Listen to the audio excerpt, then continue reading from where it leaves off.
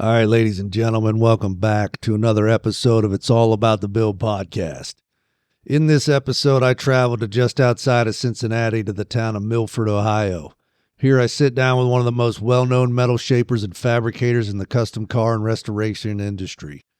If you've ever searched YouTube for how to shape metal, how to lay out a pattern, how to build a panel from a flat sheet, or how to build something you didn't think was even possible for a classic car, chances are you've already seen his work. What I didn't expect going into this conversation is just how deep this episode is actually going to go. We sat down and discussed how he built his name and his entire business around one idea. As cliche as it may sound, being better today than he was yesterday is exactly how he does it. Not comparing himself to anyone else, competing with only himself. His honesty isn't always welcomed in this industry because he doesn't sugarcoat anything. When discussing having him on this podcast, he was excited that he didn't have to use a filter or cater to pleasing anyone. He leads with conviction and a straightforward kind of attitude that doesn't always come across as pleasant to the weak at heart, but that's exactly why I wanted to introduce him to this community in this podcast. He's the type of guy that if you want the truth, ask him, but if you want sunshine blowing up your ass, this guy is the last person to be talking to. In this episode, his honesty bleeds through, and my respect level for him because of it has moved up to another notch. This episode starts from the beginning, from barely making his $400 rent payment to now owning and operating a 7,500 square foot facility. This episode dives into his massive social media presence and the struggles that come with putting yourself out there every single day. This conversation talks about how he built a community around giving back everything he knows to anyone willing to learn. We touch on traveling the country and traveling as far as Australia to teach classes on metal shaping. Names like Kindig It, Gas Monkey Garage, Baileigh Industrial, and Jesse James are brought up in this episode. We discuss how this man's name is right there in the same sentences as all these names in this industry. All this from a one-man shop without a single day of formal training. We get into his land speed racing, what it's like to spin out at nearly 200 miles an hour, some serious insider knowledge from that world, and I'm telling you, this episode is packed full of real nuggets of knowledge and genuine inspiration. This story and the mindset can apply to damn near anything you put your mind to. Ladies and gentlemen, it is my honor to introduce Mike Wagner, owner and operator Cornfield Customs out of Milford, Ohio. Please enjoy the show.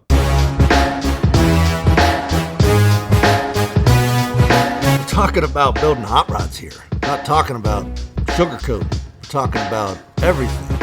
Knuckle busting. Rust in your fucking eyes. We're talking about building fucking hot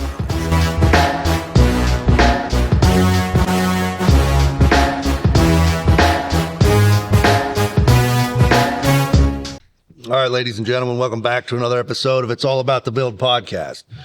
Today we have a special guest. I am in Milford, Ohio with someone that I actually was a teacher of mine at one point in time in my life. Yeah, for a couple days. For 2 days. Yeah. And I'm extremely excited and grateful that he let us come into his house again. I didn't cause too much ruckus at his class. No. So, a little bit about this guy. I want to do an intro just like I do every time. Today's guest has traveled across the country teaching metal shaping classes in places like Vegas, Wisconsin, California. He's taught at Baileigh Industrial events at the infamous Gas Monkey Garage, Dave Kindig's garage. And he's also traveled as far as Australia to teach for an entire month this art and craft that we call metal shaping. He has spent over 20 years in the custom car industry. He has over 39,000 subscribers and 1,100 videos on YouTube. He has built a following over 133,000 on Facebook and 91,000 on Instagram. All this by showing all of his tricks and tips and anything and everything else, even a little bit of bonsai care. Yeah.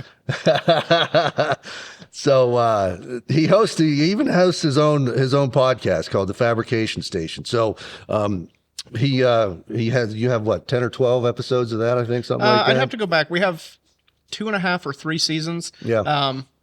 I have a lot going on in the shop and in life, and in the media and social media side. So unfortunately, the podcast has kind of fallen to the low man on the totem pole. And when I have time, I'll do one. But we did, I think there's more than that, because I thought there was 8 or 9 episodes per season. Okay. And a lot of them I've kind of transitioned to like kind of behind the paywall on our Patreon and stuff. Yeah, I know that was another thing I was going to say. You got a pretty good following on Patreon and Discord community. Yep. He also does garage nights here once a month, I believe. It's the first Friday of every month that I'm in town, not out racing or teaching somewhere. Yeah. So we just open the shop to the public from 5 p.m. to 8 p.m. that first Friday of the month, because I am locked door policy Monday through Friday. You have to have an appointment to get in the building throughout the week. So that gives me a chance to give back to the car community and let them come in and see what I'm up to. Yeah.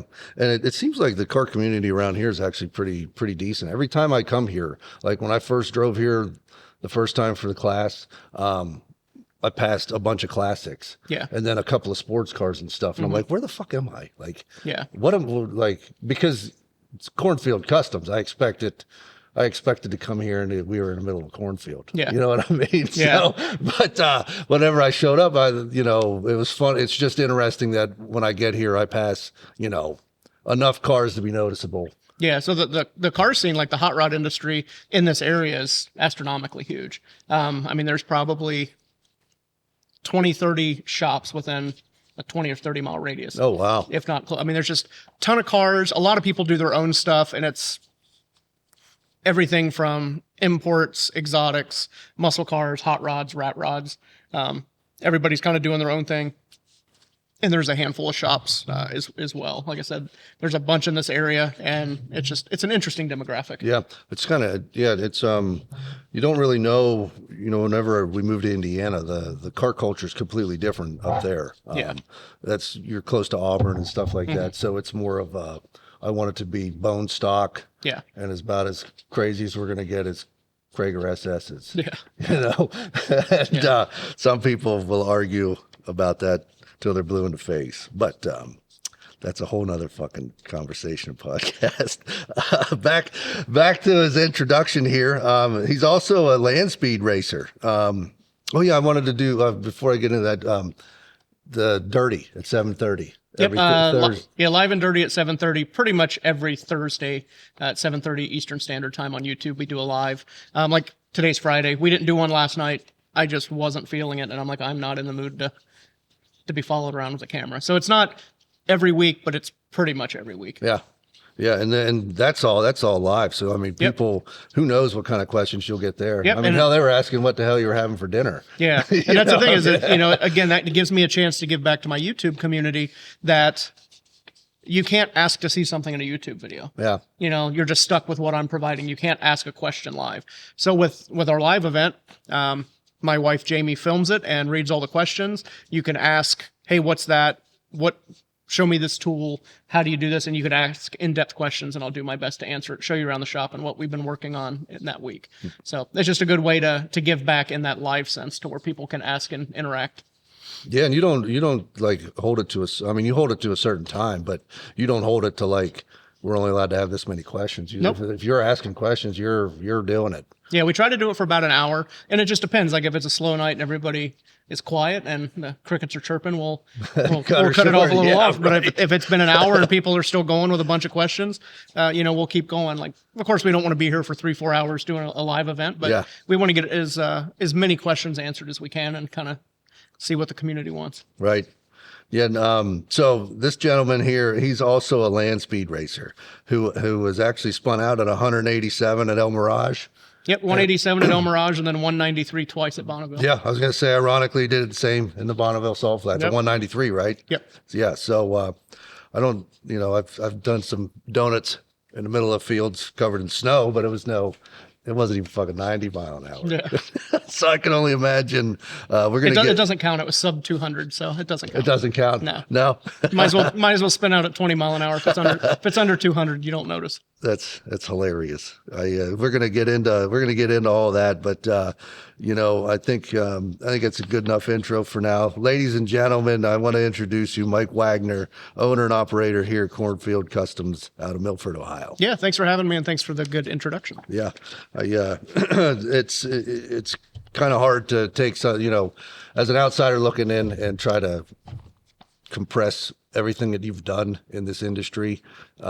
Like you could literally have a book just in talking about your metal shaping and the cars that you've worked on and the type of quality that you produce here. And then we could spend hours on all the tooling that you have. Just in metal shaping. Yeah, I've got lots of stuff. Yeah, lots of stuff. And we're going to talk about a lot of that stuff, but it's just it's incredible to see what you've done by yourself. That's another reason I'm here, because the wife and I, when we decided to start I.B.F.HotRods and everything, it's kind of hard to find anybody that has the mentality of I'm just going to fucking do it myself. Yeah, and I know. In the early days, I've listened to some of your podcasts and interviews and stuff, and you were saying about you were basically doing it all by yourself from the get-go without any help. Yeah, and especially as far as learning and teaching, it was just basically you're doing it yourself. Mm-hmm. Yeah, because a lot of that stems from I grew up pretty poor, below the poverty level, and my education, I barely graduated high school. I had no interest in furthering my education school-wise. And, I got a job out of high school as a welder, and I have a problem with authority, so that didn't last too long. So it's like, well, I'll just build cars. That's what I've always liked. So I had to learn it all from nothing, because I didn't have money to go to school or take classes, and there was nothing around this area that does what I want. There's a lot of shops, but most of them are like, I'm going to build a 32 chassis, or I'm going to build a miter cut hot rod frame, or we're going to do panel replacement. And it's not the quality I want. Any of that is not what I want. That's fine when you're starting out, but a lot of those guys have kind of gotten complacent and they stay where they were. I didn't want to be Chip Foose. I didn't want to be Troy Trepanier. I wanted to be the best that I'm capable of being. So that's all I did, was pushed myself. And I had to learn business. I had to learn how to run a business, operate a business, marketing. I had to learn how to be a better fabricator. I had to learn how to do metal shaping. I had to learn everything as I went. And getting an employee or employees that even have a fraction of that drive is hard or next to impossible in today's society. And when I've had employees, I don't expect them to operate like I operate. I just want, can you give me 50%? And that's the hard thing is I've got an employee that's in the shop working today, and he's pretty good overall, but he's a general laborer. I'm teaching him fabricating. So then now I'm becoming more of a teacher as well. Not just in the sense that I'm doing weekend metal shaping classes or week-long metal shaping classes.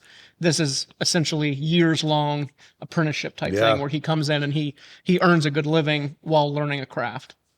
I tell you what, we were going to get into that stuff, but you touched on it as far as, learning this doesn't just happen. I think the level of metal craft that you're doing, you're fucking still learning, guaranteed. Oh, every day. As soon as the day you stop learning is the day you should stop, because you've become complacent. Yeah. I feel like I heard you say this in the past, and I believe it was at the class.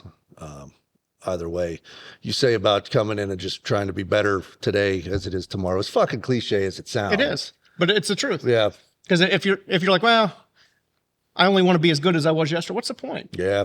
You're not learning anything. You're not pushing your boundaries. And I get that question a lot from people in my age group, people that are younger than me, and then even old timers that have seen where I started with nothing and how far I've come in this 20 years.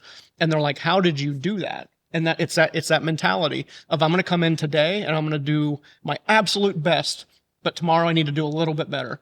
And that's a compounding thing. It's just like compound interest. Yeah. It'll get you if you don't pay attention, but compounding effort is exponential.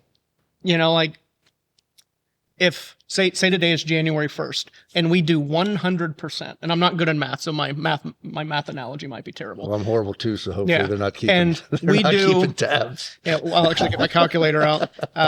So we are on day 1, January 1st, and we're going to do our absolute best, correct? We're going to try. Then we're going to do 10% better tomorrow. So 10 times 365 days in a year, on December 31st, we should be 3,650 times better Yeah. just by doing 10% more. That's how you build exponential growth. And again, my math might be wrong. That was just a quick calculator thing.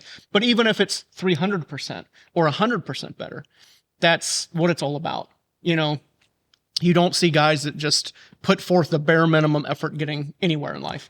They're just squeaking by. The guys that don't put forth any effort, they're not getting by.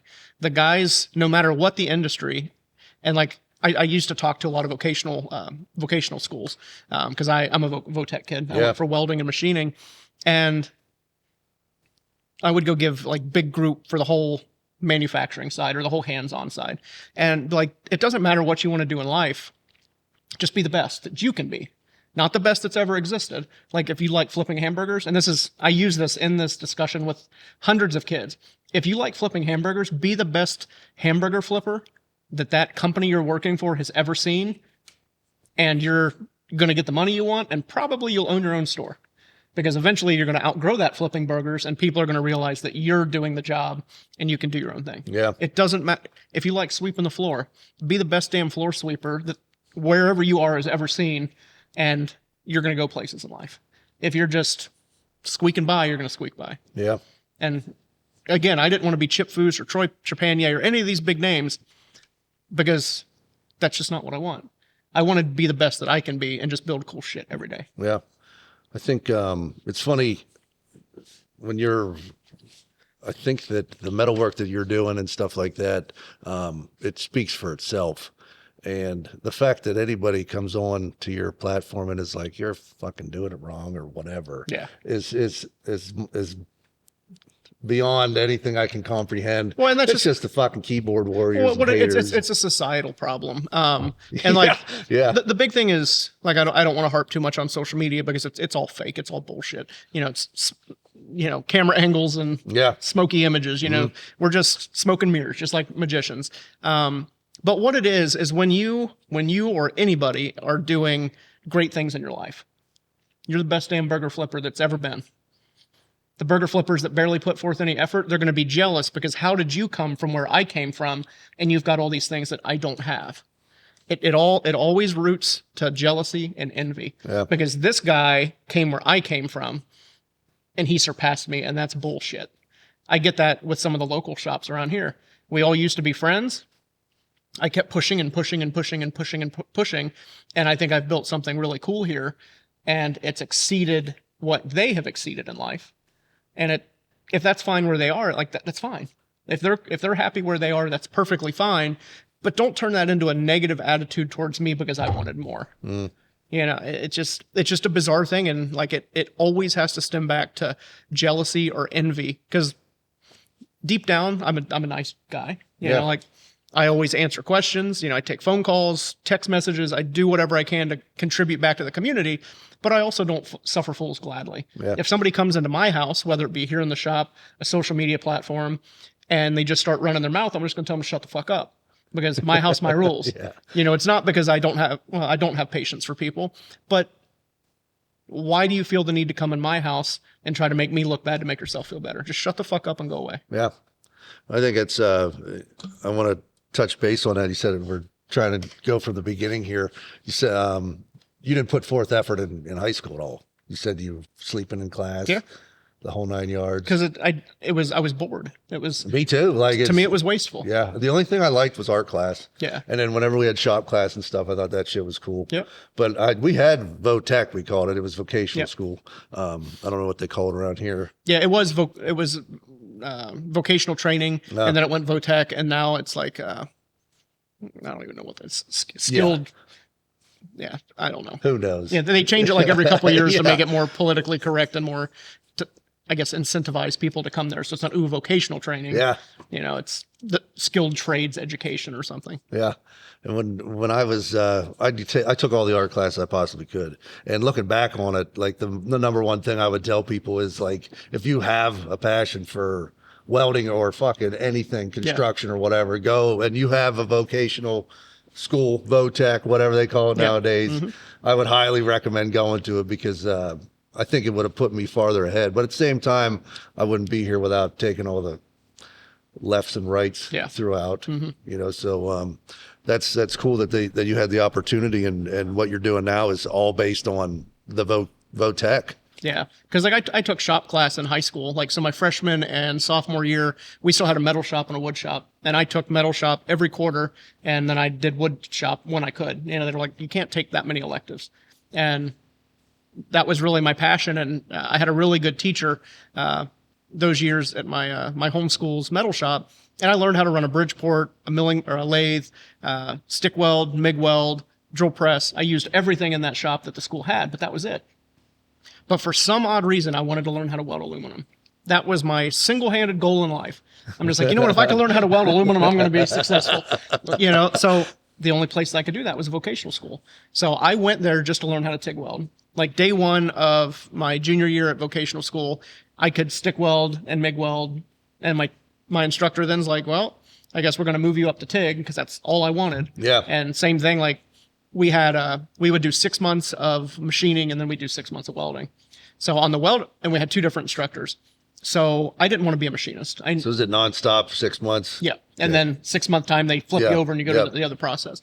I knew I didn't want to be a machinist because I can't sit still. And if you guys are watching the video of this, you'll see that I'm always fidgeting, moving around, undiagnosed ADHD. So I can't stand in front of a lathe all day. I can't stand in front of a mill all day.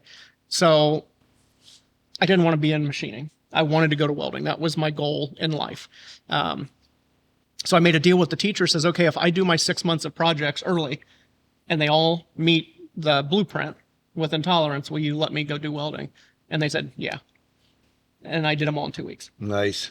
And that wasn't what they expected. And they weren't really happy about it, but they were all within spec.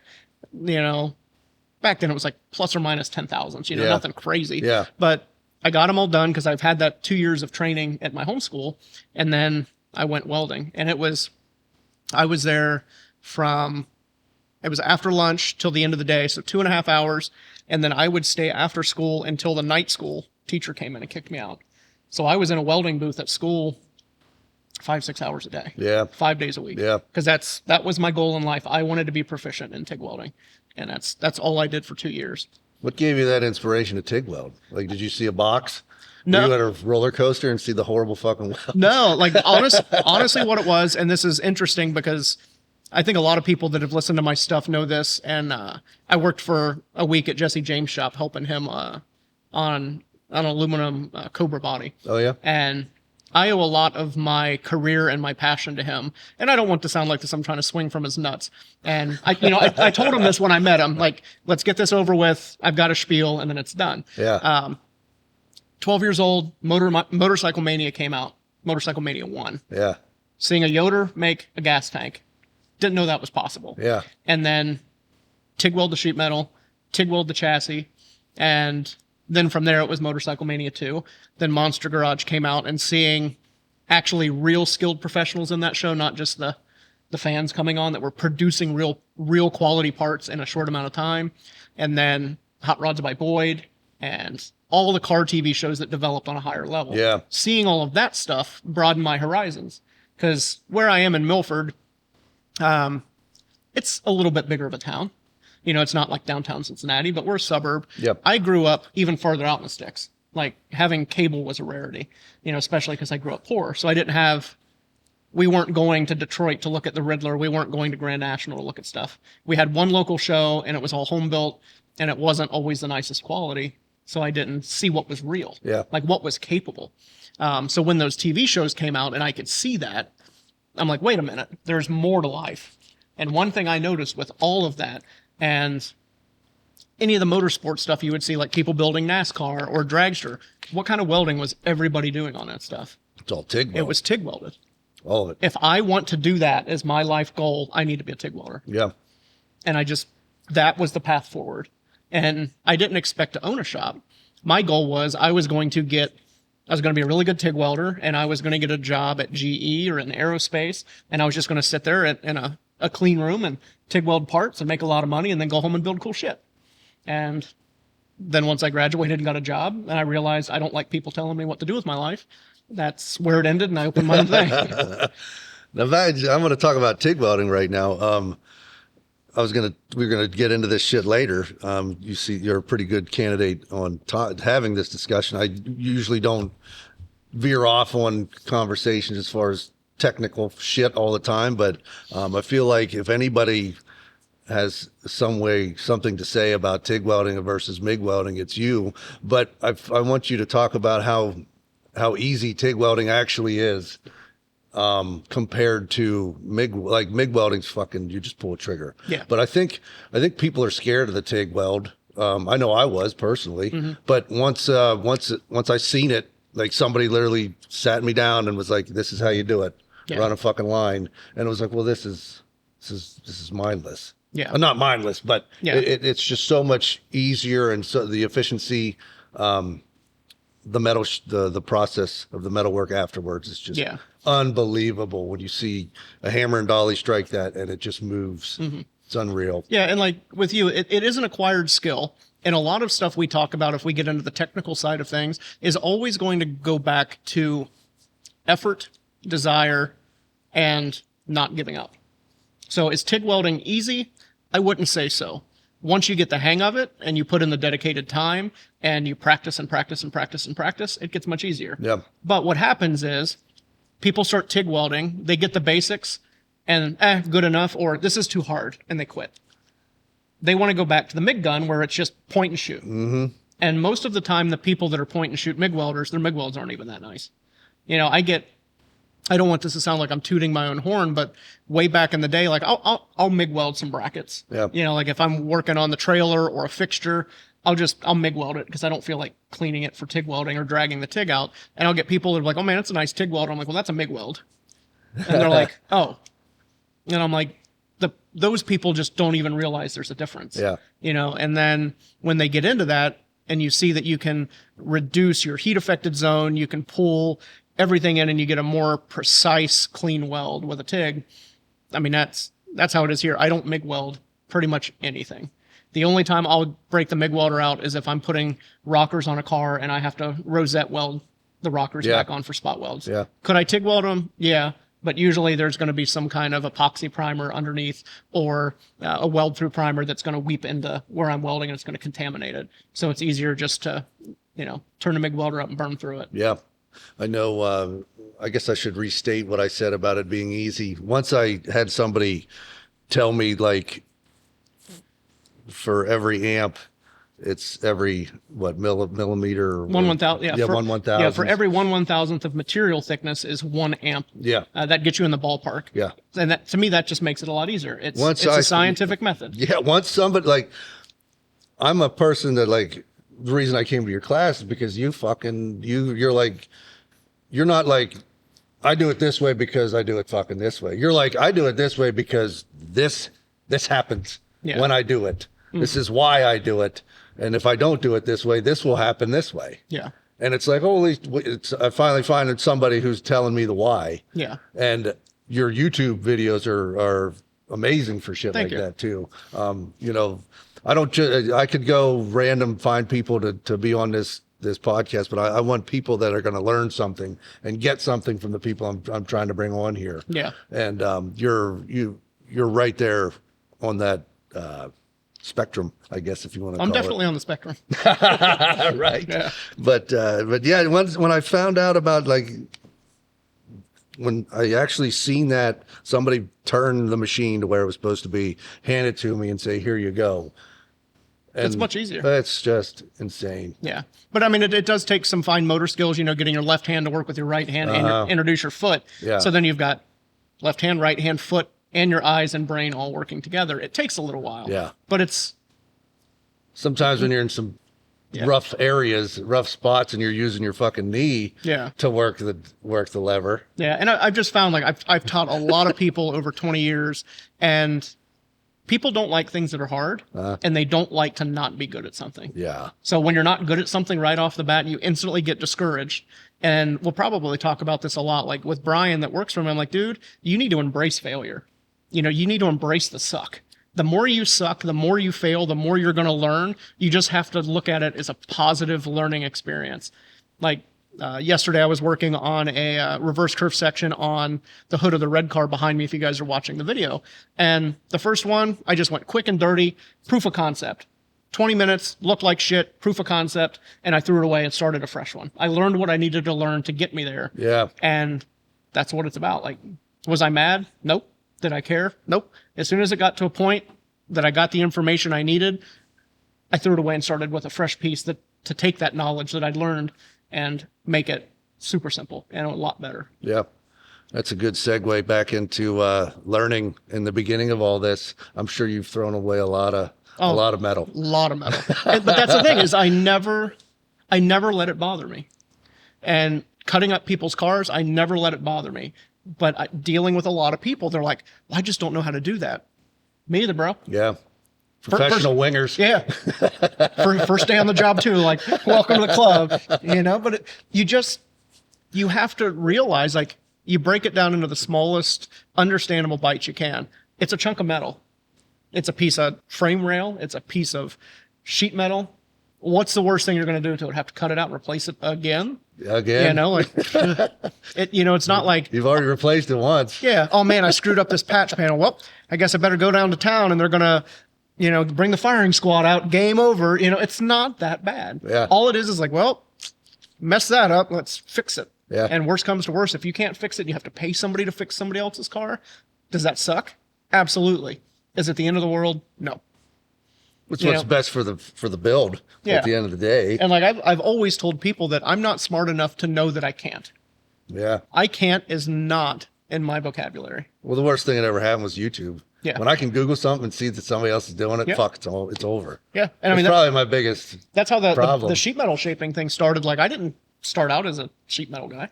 I was building 32 chassis. I was building hot rod chassis out of 2x4, miter cutting everything, welding it together. And there's a lot of those shops in the industry, or in the local industry, and they got a little salty that I was stepping on their toes. I'm like, fine, you guys can have it. Yeah. Take it. Run with it. Do whatever you want. And I'm like, well, I'm going to do something else that I need because I didn't have money to buy patch panels.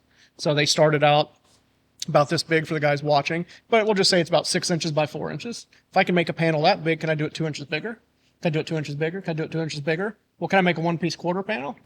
This jerk off on YouTube does it. Why can't I do it? YouTube is a blessing and a curse. It shows you that it can be possible, and it shows you how to do it, but then it can also be a little discouraging if you let that get under your skin that way.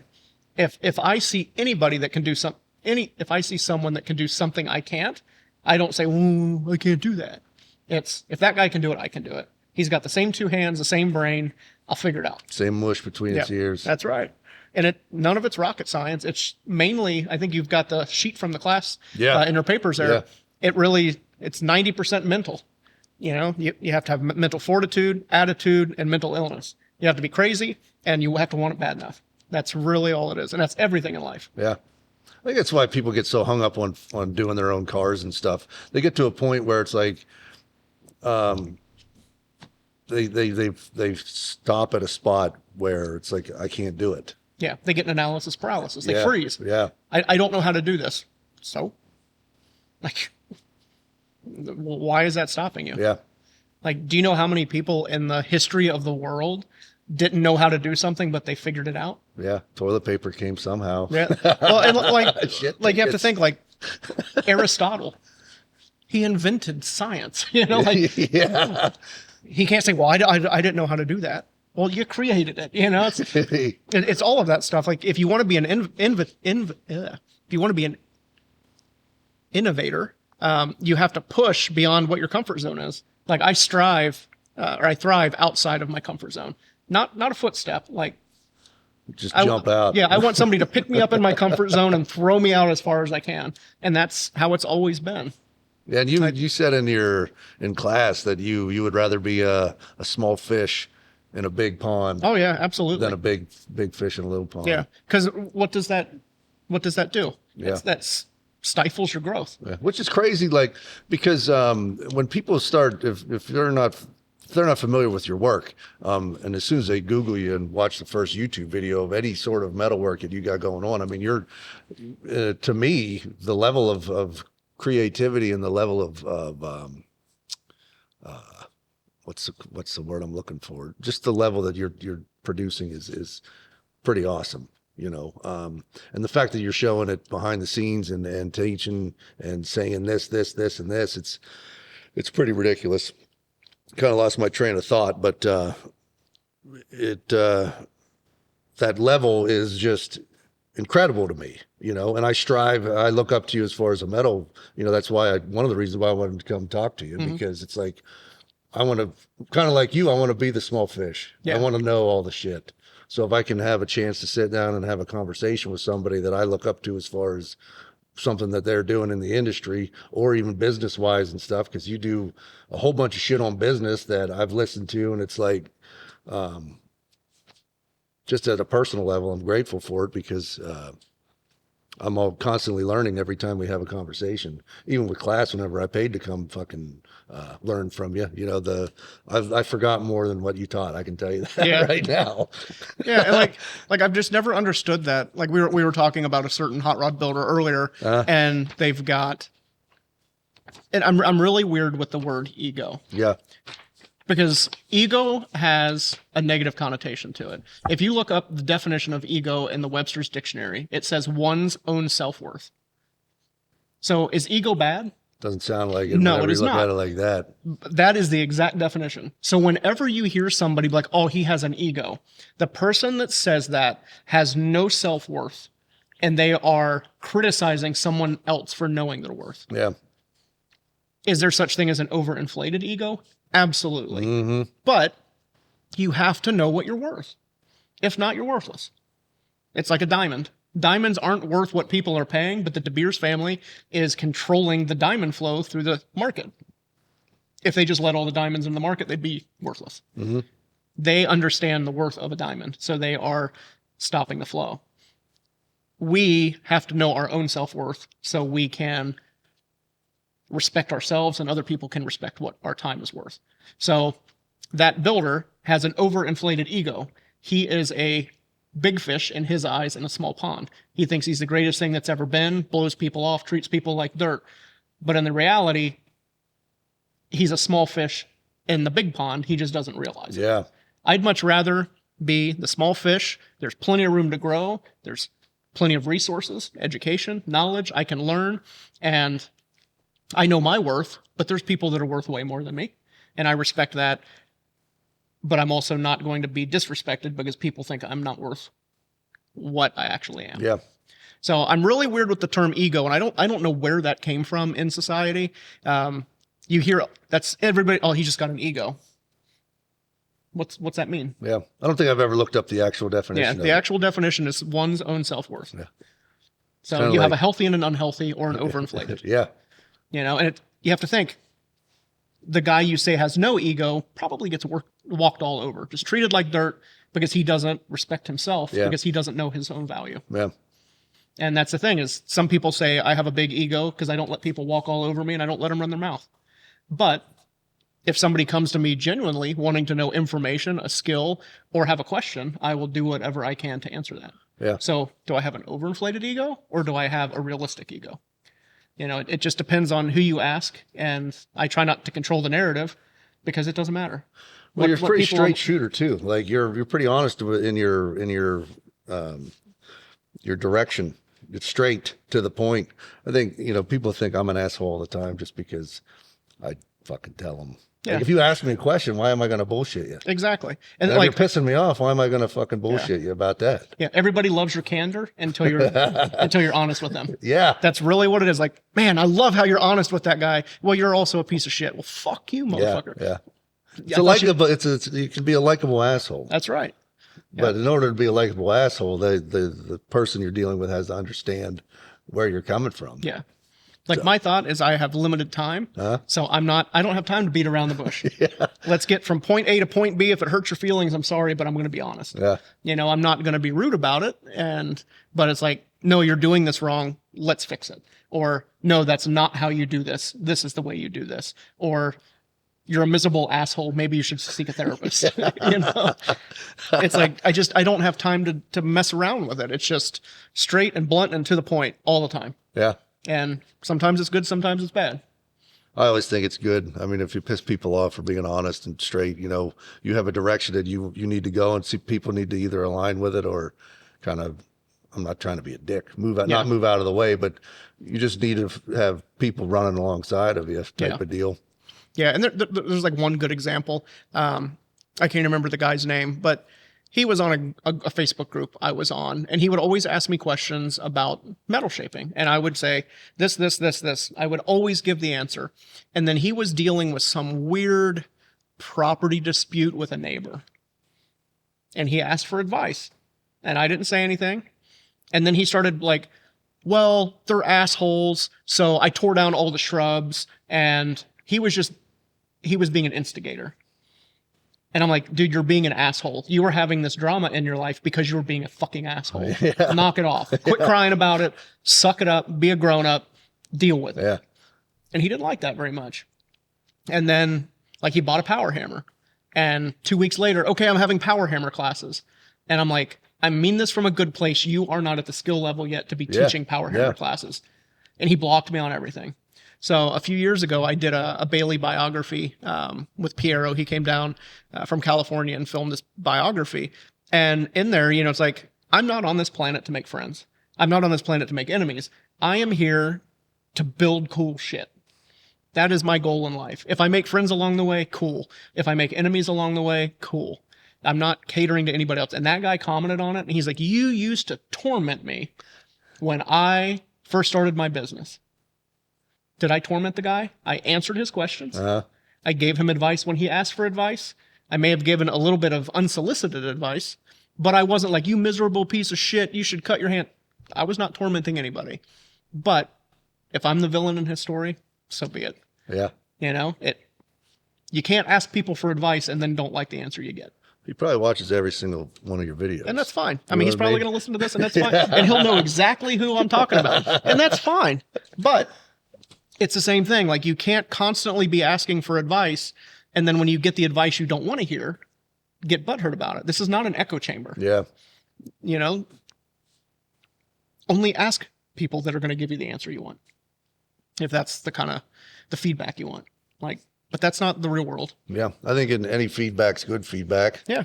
I mean, even if it's something you don't want to hear, a lot of times you need to hear the shit you don't want to hear. That way you can grow. Exactly. A lot of time, I mean, if you go through life having divorce after divorce after divorce after divorce, maybe you should be like, well, what's the fucking common denominator here? Yeah. Am I touching the first thing that touches my pee-pee, or am I an asshole? Yeah. Or is it a combination? Well, same thing. Like, if you're constantly living paycheck to paycheck. Yeah. Or, you're constantly in the red in your business. You need to sit down, reevaluate, and be like, okay, am I overspending? Get analytical about it. Go through the science of it. Why am I broke? Where does the money go? Yeah. Why isn't the money coming in? Yeah. Same kind of thing. Yeah. That's how it is with life. Like, okay, everybody hates me. Do they really hate you, or do they think you hate you? If they really hate you, you're probably the common fucking denominator. Yeah. Like, I think it should be a 50-50 split. Are there people that hate me? Absolutely. Are there people that are good friends? Absolutely. It's kind of split down the middle of the road, and I give respect where it's reciprocated. If you're disrespectful, I'm going to be disrespectful, and people don't like that. I tend to think I'm a little bit more old world with that. You get what you give, and I treat everybody fairly until it's time to know. Yeah, the old golden rule. Yep. Seems like the way to go about it in all of it, which I guess that brings us back into the conversation here about when you were starting your own business and stuff. Did you look up to anybody? Was there anybody that you reached out to, or were you just kind of like, I'm fucked, I'm in this all by myself? A little bit of both. Yeah. I mean, there were some of those local shops. Like, I would just ask questions like, how did you do this? How do you buy the parts? And I would just observe. Like, I'm not the kind of person, I don't like people looking over my shoulder, so I don't want to look over other people's shoulder. So I would just ask simple questions, look at cars at car shows. That was kind of in the infancy of YouTube, infancy of Instagram and Facebook. So I would see people like Rob Ida. I don't know if you follow Rob or not. Rob Ida, that sounds familiar. Yeah, he's up in New Jersey. Yeah. I just started following Rob, and I was never afraid to ask a question. I don't want to be that guy that's always blowing somebody up, but he would Rob would do something and he'd be like, he just post it, and I would DM him, say, hey, how do you do this? Yeah. Or how did you do that? Or can you show more? And he would always reach back out. So it's stuff like that. Like I didn't have an apprenticeship. I didn't have anybody local that I could really ask, because once I started pushing myself, I started to surpass some of the local people with what their skill set was. Because a lot of the guys around here, they're still MIG weld, overlap, tack, mud. You know, they're not pushing themselves to do the level that I want. There are some good craftsmen around here, but they're kind of locked in their own shop and they don't want anybody around. So I would just reach out to people all over the world and follow them and like super analyze and study their pictures and how they would do it. And that's kind of why I feel with my YouTube and my social media, I try to give back, because I've developed a pretty large following on multiple platforms, and I don't want there to be any gatekeeping. There are no secrets. Yeah. So I put everything out for free. Yeah. And it's the same thing, like Rob Ida, Kyle Yoakum, Josh Bullock. There's other ones. I'm just kind of having a brain fart.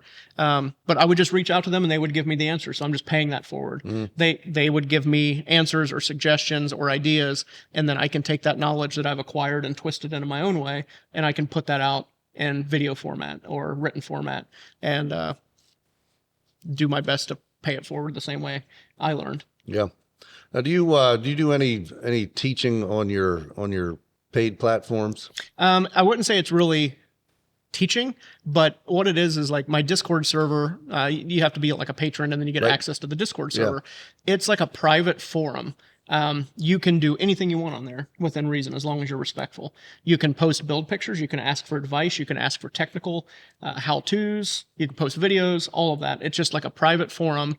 And I do put out like some how-to stuff, like the worksheet that you got at the class, that's on there. I've got some other literature and stuff that I make, and that is there. But it's a direct line of contact, and you can, without having to weed through the bullshit of Facebook or Instagram. Yeah.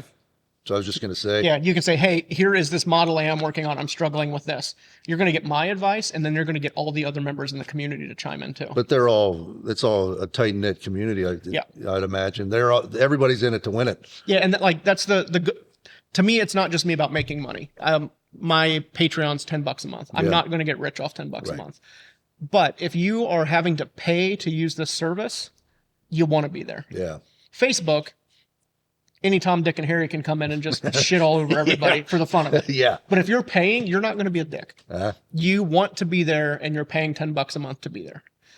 So that's kind of my thought about it. And it's a really good community. Well, I think $10 for somebody who lives who knows where on the planet that doesn't have access to you, that can't just show up and fucking, bother the shit out of you. Yeah. And like one of our guys, his name's Reese. I met him when I was in Australia teaching classes, and he's on there. So totally different time zone. Yeah. Across the international date line, it's a day and some hours different. So he can jump on in the morning and me be on there at night and ask questions, and then he'll get communal feedback from everybody as well as my advice. Right. And it's a way to connect everybody globally. And again, you're not weeding through the bullshit of, okay, this guy's on there talking about jerking off a clown on a metal shaping class. Like posting some bullshit. Yeah. Like it weeds out all the problems. Yeah. And I'm an admin on there, but I don't do any of the admin functions. I've got a few guys that I really trust that have been members the longest and I've met in real life. Okay. They're the admins. They handle it. That way it's not me building an echo chamber. Yeah. Yeah. I don't touch it. Yeah. If they hurt my feelings, well, if everybody else thinks that they were in the right, then they stay. Yeah. It's not me running a page. It's me creating the community and letting them self-discipline. And then I do other events and stuff to kind of give back to them as well for their continued support. That's pretty nice. Before we got on here, we were talking about your high speed social and everything, being a paid man. Can we talk about that? Yeah. Yeah, and like one thing I do to give back to the community, or like my private community on the Discord, is obviously you said that I do land speed racing, so I kind of incorporated all of that into this event called the High Speed Social. So you can only come to the High Speed Social by invite only, and to be invited, you have to be on the Patreon and the Discord. So all you have to do is you have to get here. Yeah. It's a Saturday and Sunday, so you can come in whenever you want. So we'll just go through kind of the itinerary. Saturday, shop opens at 9:00 in the morning. You have to be a member. We can hang out. We can sit around and bullshit. We can do how to do this, this is how the machine setup is. You can ask questions, do whatever you want from 9:00 to noon. Then I pay for lunch. So we're going to have lunch catered in here for everybody. We're going to eat lunch, a little bit more time to ask questions, hang out. And it's also a good way for them to get to know other people. Yeah. You know, it's not everybody from the same town. So they're all getting to know each other, asking questions, hanging out. And then at 2:00 on Saturday, we're going to go to the Dan Shaw collection, which is up the street. He does a lot. He's a sign painter and a pinstriper. Nice. So a lot of vintage gas pumps, race car parts, signs. We're going to be there for a couple hours. And then we're going to go to Hoffman Family Racing, which is the winningest USAC racing team in history. Wow. They've been around 100 years. And they've done Indy, they've done dirt, they've done asphalt, and we're going to get a private tour of their collection. So both of these aren't public places you can just walk in. Yeah. I was just going to say, can you just go to these places? Or Nope. This sounds like it's pretty heavy. Yeah, like I'm friends with those guys, and I do a lot of work. Like I was over at Dan's today, the pinstriper, getting stuff ready for the event in a couple weeks, and it's that kind of thing. Like I want to give them an experience that they can't get anywhere else. So then after we go to Hoffman, we're going to go to dinner, and we're going to a barbecue joint. Dinner's paid for. Alcohol is the only thing I'm not going to pay for. And then Makes sense. Yeah. And then Sunday, At $15 a fucking spirit nowadays. Holy hell. Yeah. And then Sunday, 10:00 to noon, same thing. Or no, 10 to noon, we're going to the Tri-State Warbird Museum. So that is a local World War II warbird restoration shop, and they actually still fly the planes. That's crazy. So I do a lot of work for them. When I was getting my pilot's license, my flight instructor works there. So private tour of the museum. Nobody else is going to be there from 10 to noon. Going to eat lunch at the museum. Then we're going to head over to the Mark Bowles collection, which is on the west side of town. He's got vintage Indy cars. He's got vintage sprint cars, top fuel dragsters, coolest model train collection I've ever seen. Just bunch of neat stuff. Yeah. Spend a couple hours at Mark's place, and then we're going to go to the Lawrenceburg Speedway for the first night of Indy Speed Week. Oh, wow. So, or USAC Speed Week. It's a hell of a fucking setup. Yeah. And pretty much everything's paid for. Yeah. You just have to get here, my treat. Yeah. That's my way of giving back to them for their continued support for $10 a month. Can only, for $10 a month too. That's fucking crazy. Well, and like as a patron, you get 15% off on my store. Yeah. Which So is tools, the tools, merch, frame rails, I classes. I didn't even fucking put that in the intro about Yeah. all the tools and everything, which Yeah. reminds me, I wanted to buy a shrinking disc from you before I left today. Yeah, for sure. So I'm glad you brought that up so I didn't forget that. So, you know, it's that kind of thing. And it's, do I have to do that? No. No. But I want to do that. And then like I was showing you, like, we won't show it on screen because I don't know when this is going to come out in the high speed socials in a couple weeks. I'm doing personal door prizes. Yeah. Like I think we're expecting 15 people and I've got 4 door prizes. So not everybody's going to win, but it's nothing you can buy. It's stuff that doesn't cost me much money, but it's super personalized and I think it'll make a big impact. Yeah. You know, if I'm just giving out t-shirts to everybody, whoop-de-doo. You can buy a t-shirt on my website. Or $100, but this is This is handmade stuff that you can't get anywhere else other than being here for the high speed social. Yeah. And same thing with the garage tours. Like, yeah, you can probably reach out to these people and take a tour of their shop, and other people have done it. But to do it in the group, kind of the way I'm doing it is a little different. Yeah. And It gives you think different access to it Yeah. as well. I'm assuming a tour for you, especially if you work for these clients, you know, building the rapport like that and then being introduced that way to these individuals. Yeah. It's a pretty big networking is what it sounds like. Yeah, and it's a cool thing because like we've got 2 guys coming from Nebraska, we got Oklahoma, we got Texas, Pennsylvania, California. I mean, people coming from all over the country, and if they came to Cincinnati, would they even know it exists? Right. Probably not. Yeah. So it's just something neat that they get to go out and experience. Yeah. And I'll just kind of ringlead it and take them there. Like, I don't want to be like, this is what I did. It's not about that. Yeah. It's getting them that access into a private collection or the backstage tour of a place. Yeah. A community, it's the building of your community would be, for all these people to come in, I'm sure they're going to remember names. I'm sure they've talked to each other on Discord, or at least seen each other if they don't. And that's what they said.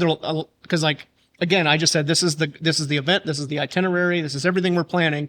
If we can get a head call or a roll call, and everybody's like, I'm coming, so-and-so's coming. And they're like, I'm really excited to put a name to your face. Yeah. And, you know, or a face to your name, and like get all of that stuff kind of working together, because they've been talking online for, a year, because this is the first high-speed social we're doing. So they've been talking to each other for a year, or give or take. And now they get to actually meet that person. And I think it's really cool that we're building a relatively tight-knit community. Yeah.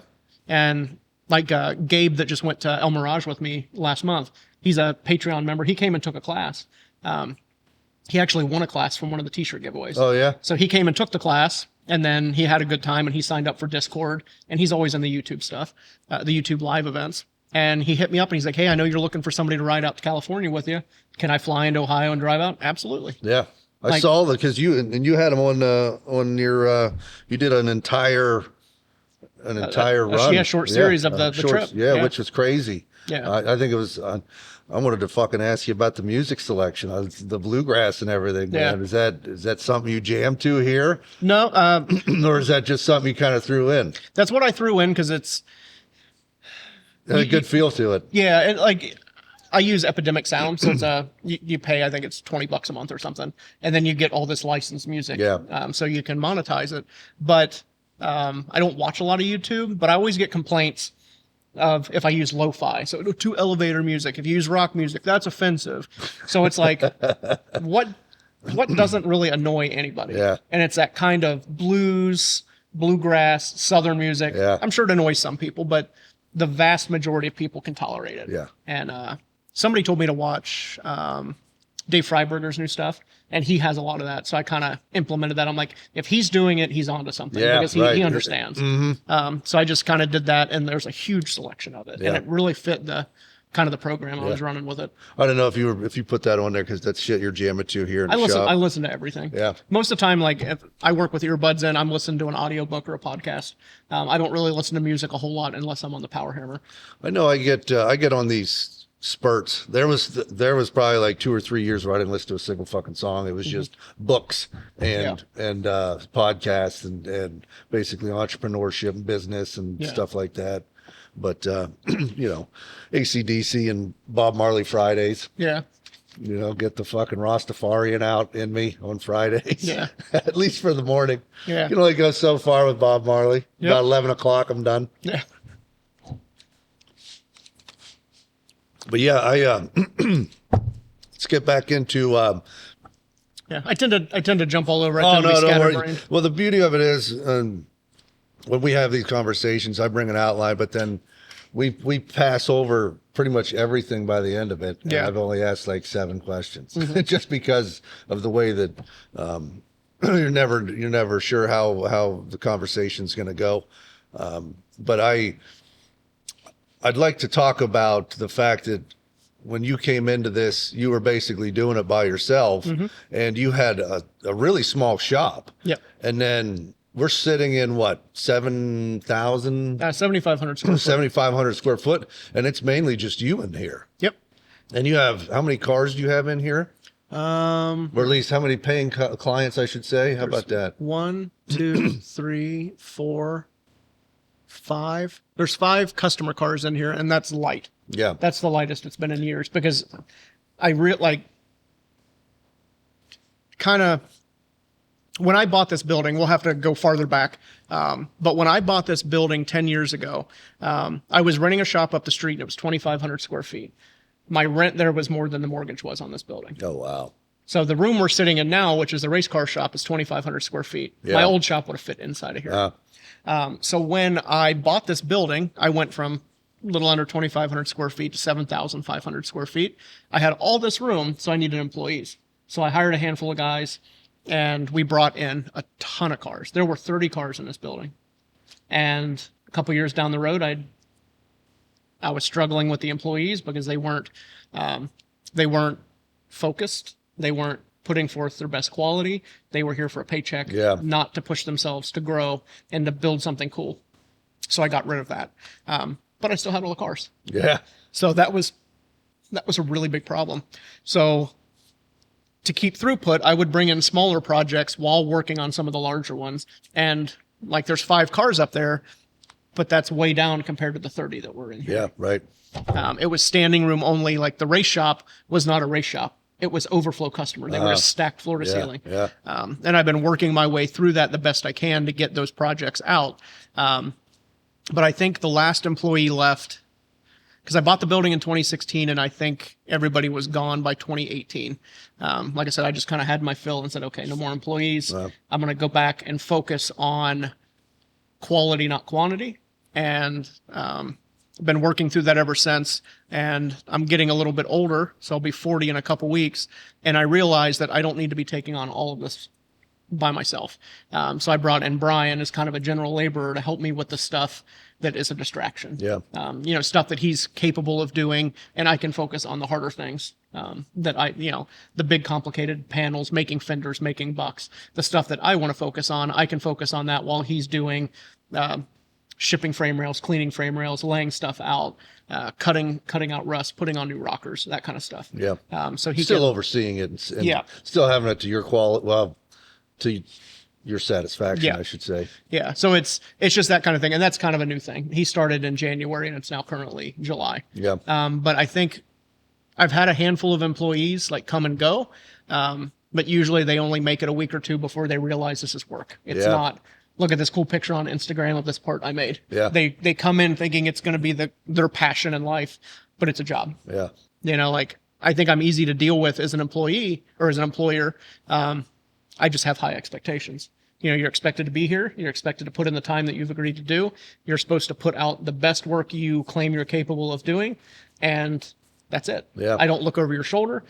There's a chalkboard up front. It's got your name on it. This is what I expect of you each week out of the month. Do your best to get as much done as you can. If you have a problem, come find me. And I let you do your thing. Yeah. And which is amazing. And a lot especially of people for this industry. Yeah. A lot of people can't do that. Like, the first job I had coming into this industry was kind of like, there wasn't a written list that this is what you got to be doing. Yeah. It's like, hey, we got to fucking finish this car. Yeah. So let's go. Let's start doing it. And when I'd run into a problem, I would just go get my boss and we'd stare at it. And what if we do it this way? Or, hey, cut it this way or whatever. Whether I was designing interior or whether I was fucking doing electrical or whatever the hell I was doing at the time, even running brake lines and random shit. Where's this going to be fucking cool at or whatever? I feel like that's the best way to go about it because you're learning on the fly at that point in time, and you're not. Yeah. I could only imagine if you were a little bit more. Is it overzealous? Is that the word I'm looking for? Where you're kind of watching over the shoulder a little bit too much? Micromanaging. And I don't like to be micromanaged, so I don't micromanage anybody. It's here's the tasks at hand. You know what's expected of you. Go. Yeah. You leave me alone to do my thing. I'll leave you alone to do your thing. I'll pay you at the end of the week. And I'll pay you at the end of the week. And if you have a question, come get me. If you don't know how to set a machine up or you don't know how to do this, I'll show you within reason. I don't want to be showing you 10 times every day. Yeah. Let me get you a couple times to get the swing of things, and you're going to have to practice on your own. Yeah. But the hardest thing I found in this industry is nobody wants to critically think for themselves. They want the answer handed to them. Like we mentioned earlier, today's my first day on the job too, buddy. We got to figure it out together. Or if you weren't here, I'd have to figure it out on my own. Nobody taught me how to do all of this stuff. I had to figure it out. So you've already got the advantage of me showing you, this is how you do this, and let's walk through the steps. Take notes if you need to, because I don't want to have to show you again in 10 minutes. Yeah. I'm assuming when you started, so I don't know if we covered it, but you were basically 20 years old whenever you decided to just... Well, you had an old mentor that was basically said you should fucking quit your job and do this. Yeah, and as far as a mentor, he was a mentor, but he wasn't a mentor. It's kind of both. His name was Bob Keithler, and the job I had out of high school for 6 months, a buddy of his worked with me. He was my supervisor, and he's like, "You need to meet this old guy. He builds hot rods." Because I wanted to build a Model A sedan, something fierce. Yeah. That's all I wanted. Yeah. Who fucking does? So he took me up to meet Bob. And Bob was a cantankerous old guy, just grouchy. Yeah. But I liked him. And his shop was a disaster. Just shit everywhere. And a lot of people didn't like Bob because he was grumpy and he was grouchy and he just told you how it was. But I liked that. Yeah. But he had just been diagnosed with lung cancer. So he wasn't doing a whole lot.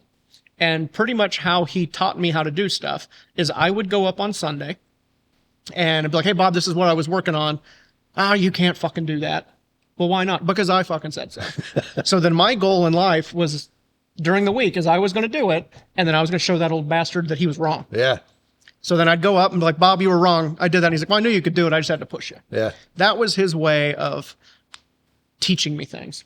You know, he didn't come down and, you know, well, this is how you hold that, or this is how you, it was just, we sat around in his garage. He drank a Pepsi and smoked a pack of cigarettes, and we just sat around and bullshitted, and I asked questions. And we would just talk about it. That's pretty much all it was. And then one day he's like, you know what? You're pretty good at this. You should quit your job and open up a hot rod shop. And I mean, I was 20 years old. I didn't have any money. I didn't know how to do anything, but I'm like, okay. Because I was 20 years old, still lived at home, wasn't married, didn't have any responsibilities, no car payment, no nothing. Now's the time to do it. Yeah.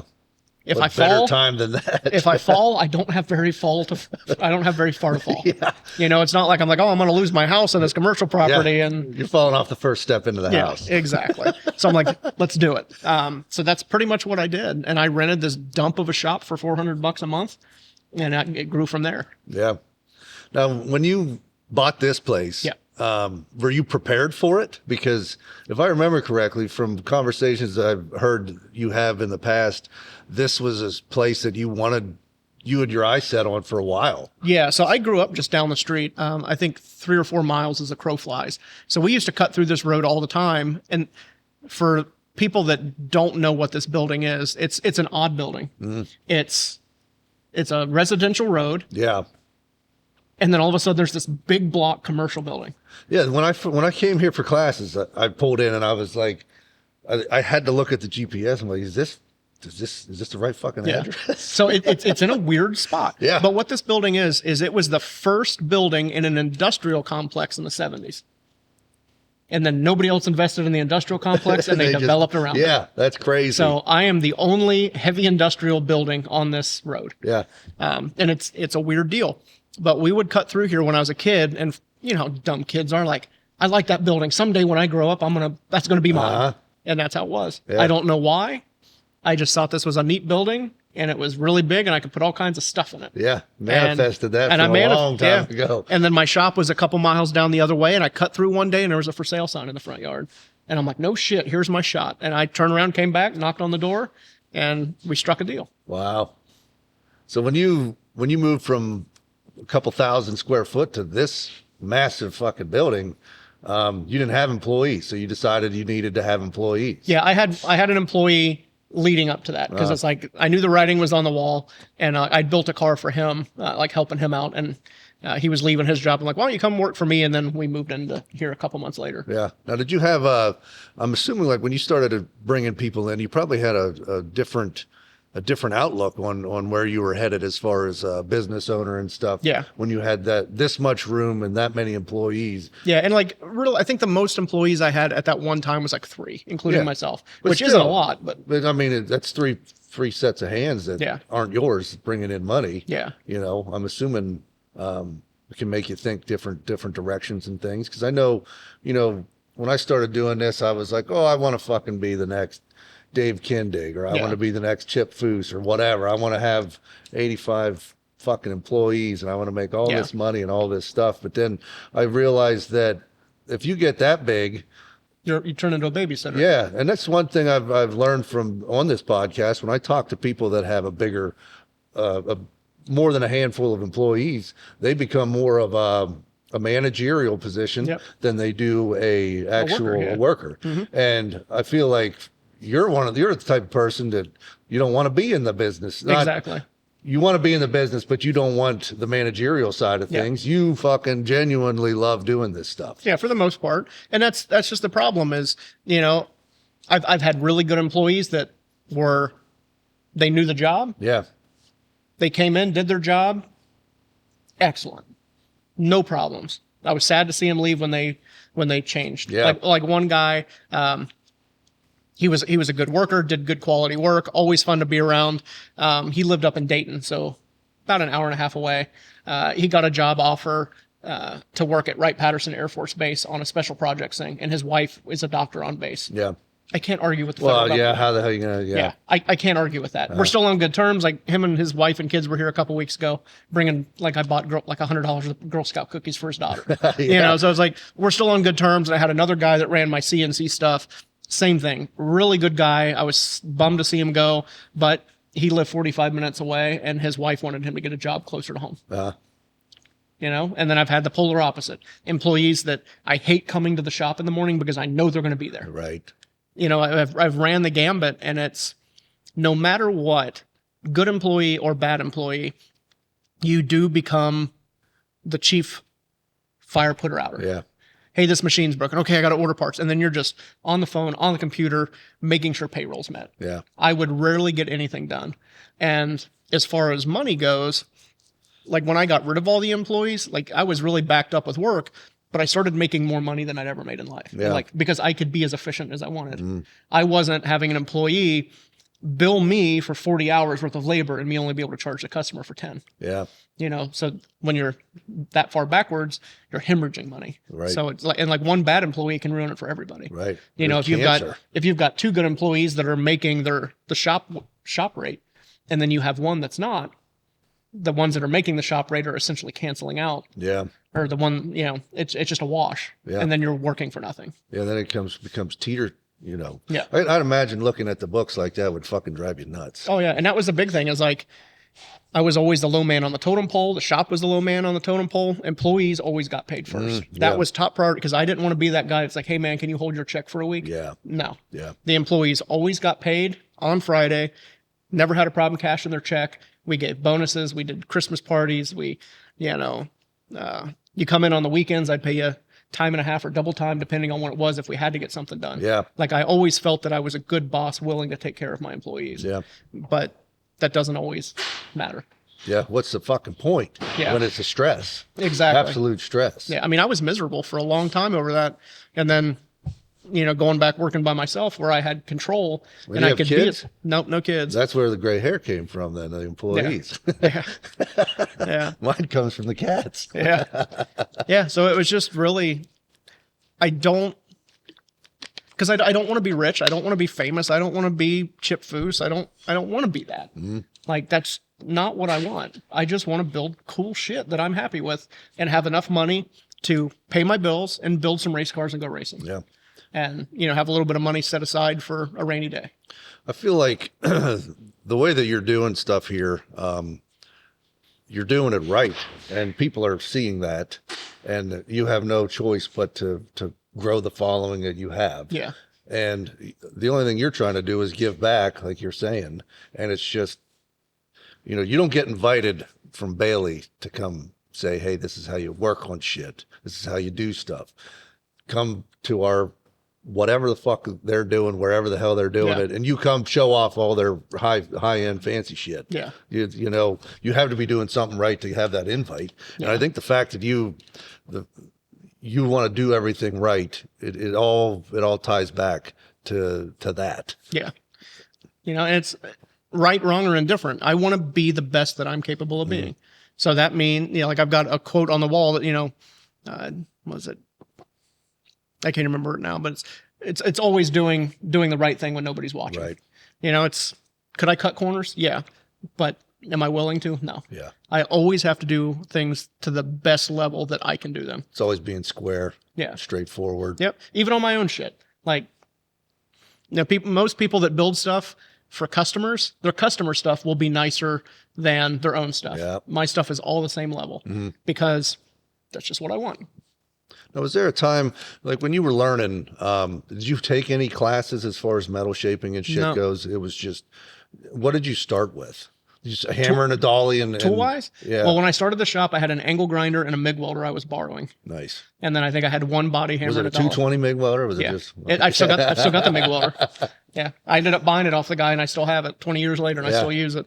But yeah, as far as metal shaping stuff, it was a chunk of railroad, a hammer and a dolly. Yeah. And that's how it evolved. And then from there, I bought a Harbor Freight wheeling machine. Yep. And then I bought a Harbor Freight planishing hammer. And then I would constantly reinvest. They don't even sell a wheeling machine or a planishing hammer anymore. Oh, they don't? No. Yeah, and it's like it drove my wife nuts because I would never have any money in the bank. Yeah. If I would get $1,000 extra at the end of the month, I'd buy $1,000 worth of tools. Yeah. And I mean, constantly just reinvesting into the business and into tools and equipment so I could push myself. Like when I bought my first power hammer, I leased it because I didn't have 20 grand. And I'm like, well, I've got 2 big jobs coming in. I can learn how to use this, make those parts, and pay for it. And how does the lease work? Is it just like you're leasing a car? Kind of. You can have this for 2 years, but don't put 36,000 miles on it? No. So a tool lease is different. It's not based on interest. It's like a pay scale. So they tell you, you need $20,000. You're going to pay $9,000 in a payment schedule, which is basically your interest. Yeah. And it's going to be over 5 years. And this is what your monthly payment would be. And then at the end, you buy it for $1. Right. And that's how it works. So it's like a loan, but getting loans on equipment is hard. Right. So they just only make it imagine trying to talk to a fucking bank. I mean, hell, just being a small business and getting a loan for fucking small business is painful. Like, hey, there's this tubing bender that I want that's $100,000. Okay, what's a tubing bender? Yeah, right. What's tubing? You know, it's that kind of thing. But these companies, they develop leases, and it's a tax strategy because you can depreciate it the whole time. As far as the lease goes. Yeah. Yeah. And interesting. That was one thing I wanted to ask about because I've never, doing some research on you and listening to shit. It's like, I never even thought about that because that's same concept, you know, if it wasn't for Home Depot, ironically, Home Depot has a bunch of metal shaping shit that you can put on their 0%, credit cards and stuff for 24 months. So that's pretty fun. Not too shabby, but they have like some seriously industrial finger brakes and English wheels and all sorts of shit. You can even get rotisseries and everything through Home Depot that have off-road tires on the fucking thing that you can interchange. Nice. Which is crazy. Yeah. But I didn't even think about leasing because anytime I get some, you know, I always constantly putting money into the business. Yeah, and that's a problem too. Like from a business standpoint, if you pay cash for everything, that's a disservice to your business because you're not building any credit. And I hate that. And I did that for a long time. The first 10 years in business, everything was cash. And then when I was ready to buy this building, guess what? Well, you have zero credit history. How are you going to buy a building? Yeah. Now, when you bought the building, was it credit history for yourself or were you trying to do it through the business? Through the business. Okay. So luckily, I had a friend who owns a title company for doing like property titles. Yeah. And he was friends with my lender. Okay. And he kind of put in a good word. He's like, look, this guy's legit. Cut him some slack. Yeah. And before I bought the building, like what I did is I had a Mac dealer tool. So I got a toolbox when I knew I was going to buy this place. Yeah. And I just paid the monthly bill and that started building That's credit. the Matco right over there. Well, I ended up selling that Mac box and I got a bigger Matco box. Oh, Matco. Yeah. Okay. Yeah. So, and that's when once I bought the building, I was talking to a lender and they're like, you need to have revolving credit as a business constantly. If you don't have revolving credit, it's going to hurt you if you need something. Okay. So what I would do is I would lease equipment. So the mandrel bender I leased, but I would only do one at a time. Yeah. So I would get a $10,000 piece of machinery and I'd do a 2-year lease on it. And as soon as that lease was up, I'd find something else I needed or wanted and I'd lease that. And then when that one was over, I'd find something else and I'd lease that one. Yeah. So it was always no more than the same payment, sometimes less. Right. And the big power hammer, I leased that. The mandrel bender, my old power, like I would just constantly have that revolving credit. And the good thing is I had an air compressor that took a shit and it was a piston type. And I'm like, do I want to go down to Home Depot and buy a $2,500 piston air compressor that I hate how they sound and it's going to go bad in 5 years? I called Kaiser, got a price for a rotary screw, and they told me it was like $15,000 installed. So I called up my lender and I had a lease that was almost out. And I'm like, hey, my air compressor took a dump. I've been dealing with you guys for 9 years at this point. I need money for this air compressor. And they said, how much do you need? And I said, $15,000. He's like, you'll have a check at the end of the day. Nice. Because I had developed that long-term relationship with that lease company and they had the track record. This guy has done 4 pieces of machinery and he has never missed a payment in his day in his life. Money in your account. Yep. Let's go. And that's where you see too many people that do that and they're going to get 10 pieces of equipment and then they get in over their head. Right. If you do one thing, even like business credit, get a credit card for your business that you can only use at the gas station. Right. And then pay it off. Pay it off every month. Yep. you have to have that revolving credit as a business. It sucks. I don't like it. Yeah. But that's the way of the world. Well, the credit report and everything for a business it's not on a scale of 850 or 860 or whatever it is anymore. Yeah, I don't even know. It's a completely different fucking scale. Yeah. Yeah, I don't know. I make sure all my bills are paid. Like I don't know what my credit score is or the business's report. I don't know. Yeah. I don't miss payments. Everything is paid for. Well, with us talking about tools, what would you recommend somebody, if they're going to do this, would you recommend somebody diving in and just spending the money to get something the best that they can get, or like you did, go down to Harbor Freight or wherever, or the hell's the Northern Tool or whatever, and get whatever they can afford and just start shaping? Both. So it depends. If you need to understand the principles. So all you need is a hammer and dolly to get started, and then that's not going to be as efficient. It's going to be a lot slower to work, which we talked about in the class. Yeah. You can make anything with a hammer and dolly. It's just going to take you 10 times as long. So once you understand the basics of how the metal is going to move and how to get it to do what you need it to do, then you can start moving up into equipment.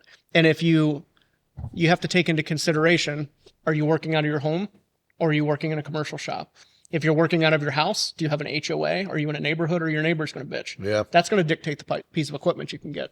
Or if you have a commercial property, you might have more space and the noise isn't an issue. Then figure out what your goal is in life. Like, do you want to use a wheel? Do you just want to make parts sometimes, or do you want to be a metal shaper? Because I don't recommend buying a big giant power hammer if you're going to make one part a year. That's foolish. But if you want to pursue that, I always say buy the most expensive piece of equipment that will do what you need. I guess I shouldn't say expensive. The highest quality piece of equipment you can get within your budget. And if you feel comfortable leasing a piece of machinery, do it. Yeah. Because you're not going to regret it as long as you put in the effort. As long as it pays for itself at the end of the month, basically. Yeah. It's the guys that are like, okay, I'm starting a shop day one. We need a press brake. We need a power hammer. We need a laser. We need this. And they're $500,000 in the hole. And like, okay, I need to make $10,000 a month just to pay for tools. Uh-huh. Where's the money going to come from? That's why you don't want to do it all at once. You just have to go through your finances and say, hey, this is what I can swing. How good of a piece of equipment can I get for this one cash lump sum? Or can I lease or get a loan for this piece of equipment for X amount of months and make it sustainable? Yeah. Because I gambled. I'm not a gambler. I don't go to the casino, but I gamble on myself. Don't play slots. Nope.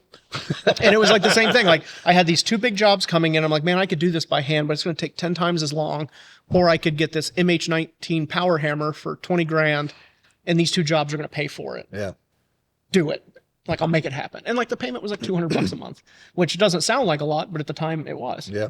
When it was just me in a small dump of a shop and having an extra $200 a month, that's a lot. Yeah. That's food on the table for a while. Yeah.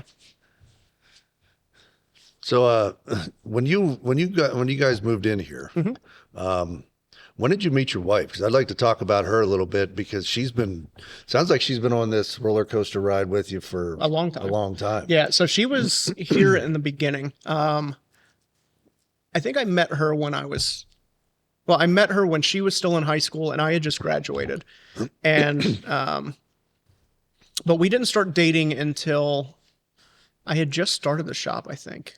So I was 20 and it was over the summer of her freshman to sophomore year of college. And we started dating. So she was going to Ohio State. So she was 2 hours away and I was down here running the shop all the time. And she's been through the thick of it.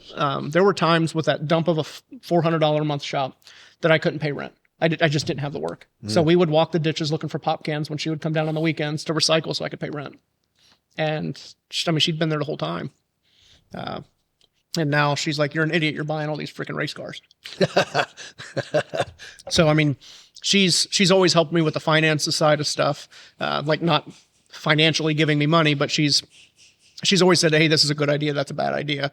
Or like, she comes in on the weekends and makes sure my bills are paid and that I'm not going broke. Yeah. She helps a little bit with the videography and stuff like that, doesn't she, for the YouTube and things yeah. Cause like I used to have a videographer on staff. Like, that was one of the last employees I had before Brian.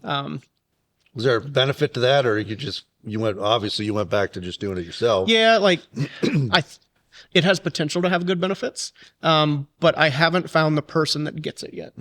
You know, they want to interject themselves. They want it to be their video, not the shop's video. Yeah.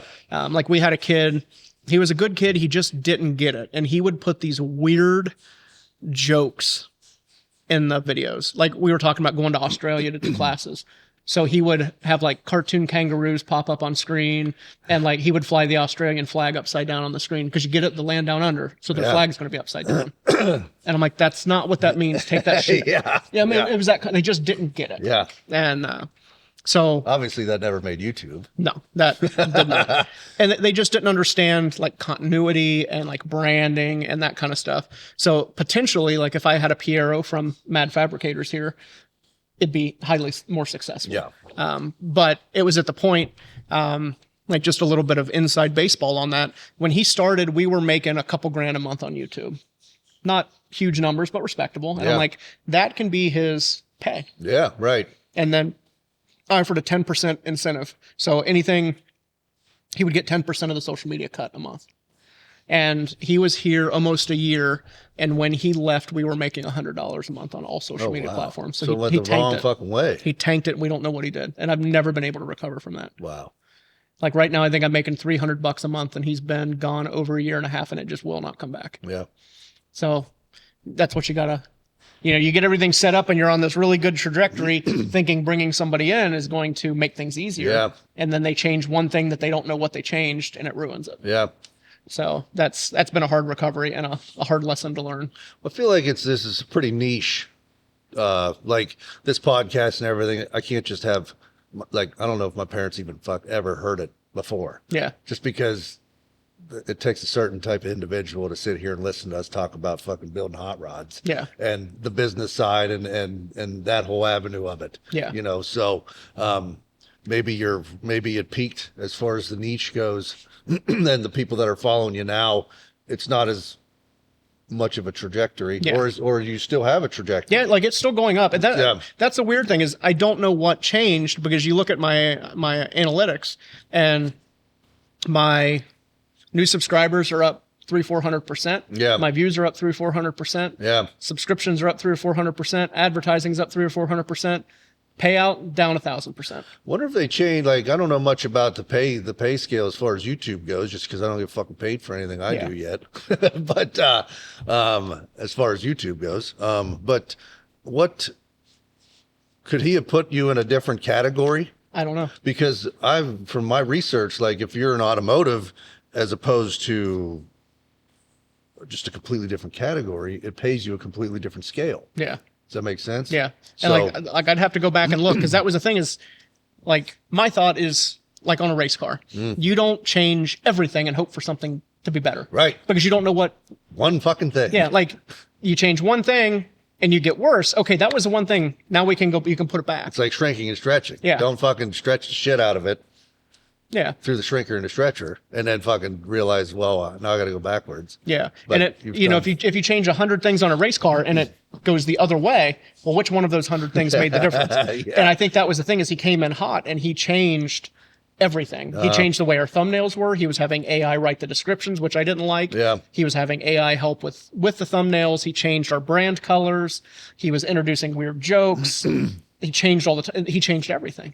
I feel like even if you have somebody help with the descriptions and stuff, you still got to oversee it. Yeah. It still has to come out of your mouth. Yeah. It's still, you got to cater it to yourself at least a little bit. And like, because when I would film stuff, like I wanted him to help film, but he was busy doing other stuff. Yeah. So I would carry the camera around and be like, I would do what I needed to say and say, cut it here. Then I would reset it up. And like, I would try to make life easier. Yeah. So it's pretty bulletproof. I just needed somebody to go through and cut and splice and add. So you didn't have to sit there at night and do it yourself. Yeah. Yeah. And even if he could get it 90%, and then I could go and be like, snip it here, snip it there, do one, because I try to make my videos 15 to 30 minutes. Yeah. So we watch it, and I'd just go through timestamp 5:08, cut this 2 more seconds, just a revision, and then he could do it. Yeah. Versus 4 or 5 hours of me sitting there editing. Yeah. But obviously it didn't work. So. Well, I was always curious. I don't get a chance to talk to a lot of people about that stuff. So I mean, yeah, and it's weird because like I sometimes I do like the videos and then I get discouraged. Like I was really happy. Like I've been on YouTube since 2012, and then 3 or 4 years ago I hit it pretty hard, and we were putting out a long format video every week. Yeah, and that's when I started making good money. And then like with the kid that kind of screwed stuff up a little bit, it was very discouraging. So I took a couple months off. And then I came back into it hot and heavy, same thing. Video every week, and everything seemed to be going good, but I wasn't getting any more traction. And then I did some AJ Watson IndyCar trailer fenders. Yeah. And I think it's like 8 episodes, and I was really pumped. I liked how I filmed it. I liked how I edited everything. I felt really good about it. It did terrible. Tanked. It just didn't get any traction. I'm like, man, this is the best series I've done. And I got nothing. Yeah. So it was very discouraging, and took a couple months off. And then same thing. I'm like, let's try a different way. Let's do the Pursuit of Speed. Yeah. Where I'm taking the MGA and running, and same thing. Like I felt really good about it. The filming was good. The editing was good. It was great. I liked it. Tanked. Fucking intro at the beginning. Yeah. Was worth its weight in gold. Yeah. With the fucking the drone. The drone and everything. Yeah, like I tried to be super cinematic about it, but not over edited and like real life and candid, and it just didn't do good. And I'm like, what? I can't get that traction. So it's like, is it really worth it? Yeah. Because if I'm making, say, $300 a month on YouTube, my labor rate at the shop is $120 an hour. Right. For a 20-minute video, I probably have about 8 hours invested. Yeah. The numbers don't make sense. If I was to do the numbers on this shit, like I literally just bought a new desktop, a new computer, because it was taking me an extremely long. I'm running 3 cameras. I'm running audio. Yeah. I got to make them all match. And GoPros, when you're recording 4K, they cut down to 8-minute fucking clips. Yeah. It's ridiculous. You know what I'm talking about. Yeah. So if you start, I'm 10, I'm working for free basically. Yeah. And that's the problem is there a chance it could take off? Absolutely. Yeah. There's always a chance. Yeah. But the likelihood of it is very slim. Again, do I expect to be Cletus McFarlane? No. Yeah. If I could get back to $3-4 grand a month, I'd be pumped, but I don't see that happening. So is my time better off working on cars to make money? But then I also like the community that I've built as well. So I try to juggle the two. I'm glad we're talking about this because we don't. The last episode I did was with a pretty heavy influencer, and she actually we talked a little bit about her community and stuff, but it was more on their story and everything. So we never dove into it too far. But it's nice to.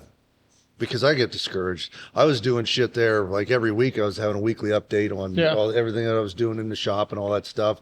And just when it was starting to take off and stuff, shit went awry, and I just stopped. Yeah. And then it was like, it's not even fucking worth it. Yeah. And then I didn't do the podcast for I don't know, almost a year, and I had all these people people would reach out, and then I started getting more people reaching out, and it's like I don't even have a community, but yet somebody's out there. Yeah. So, but that's how it is. Like I get really discouraged. Like I kind of gave up halfway through. Like I was doing fucking hard work. Yeah. I was doing the Pursuit of Speed. I think it's episode 4 where I was working on the red car, and the camera died while I was doing something. I missed 20 minutes of footage and I didn't know about it. And it pissed me off. And I'm like, I'm fucking done. I don't want to do this anymore. Yeah. And then, so I haven't been filming any of it. And now I'm like, well, now I really wish I would have filmed it. And then a guy yesterday on his way to Good Guys stopped by. He's like, me and my wife watch you on TV, meaning YouTube. Yeah. And it's like, well, they watch it on TV. They're on they're on TV, but it's YouTube. Awesome. But it's like, but then you run into those people that are like, what you do is really helping me. I really like the entertainment. And we get phone calls about it. And it's like, maybe it is worth it. Yeah. Not financially, but you have to look at it as you're giving back to the community, and you're not even from the entertainment standpoint. Like there's a lot of people that I'm sure I teach stuff to that they wouldn't know how to do stuff if I didn't put out all the how-tos. Yeah. And I mean, it's not like I give like, here's a 20-minute lesson.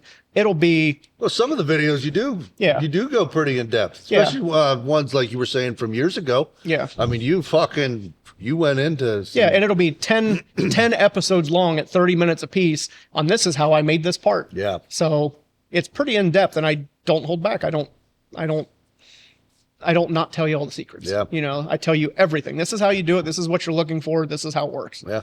And that's really hard to find, because a lot of times they'll tell you how to do it, but then they'll be right here. Yeah. Instead of right on the damn thing. Yeah. Or, okay, we're going to make this fender out of metal. And they make it, and then, okay, it's painted. It's gorgeous. Yeah. Well, what about all the middle stuff? Yeah. You know? It's like on TV whenever they're like, we're going to wire this car. And it's like, poof, it's starting. It's like, well, what happened to the fucking week and a half of wiring this thing and making it all work? We're going to wire this, go to commercial break. All right, we're ready to fire this dude up. And you're like... And they're like, why isn't this working? Yeah. And then it's fucking minute and a half of them cranking. Yeah. Yeah. No, it's interesting, because this is extremely difficult. Yeah. Like, building cars is fucking hard enough. Yeah. But then you put more stress on yourself to document it. To document it all. Yeah. And then you have to edit the documentation. Yeah.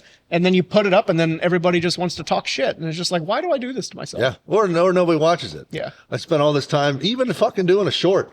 I spent 2 hours just to make one little short. Yeah. And it's like, oh, it had 12 views in 3 hours. And it's like, what the fuck? Yeah. So you delete it, and then you posted the exact same thing on there, but you just changed a word, and it's magic. Yeah. Yeah. I hate all of it. Yeah. I just, if it wasn't for the business, I don't even think I'd have social media anymore. Yeah. Like, I like to be able to connect to people that appreciate what I do and like answer their questions, but it's a full-time job. Yeah. And it's like, I run the shop full time, and now I'm borderline a full-time race car driver. Yeah. It's like, I have 3 full-time jobs. This is stupid. Yeah, but I mean, it and 2 of them cost me money. Yeah. I don't even make money at 2 of these full-time jobs. Right. But yeah, let's get into.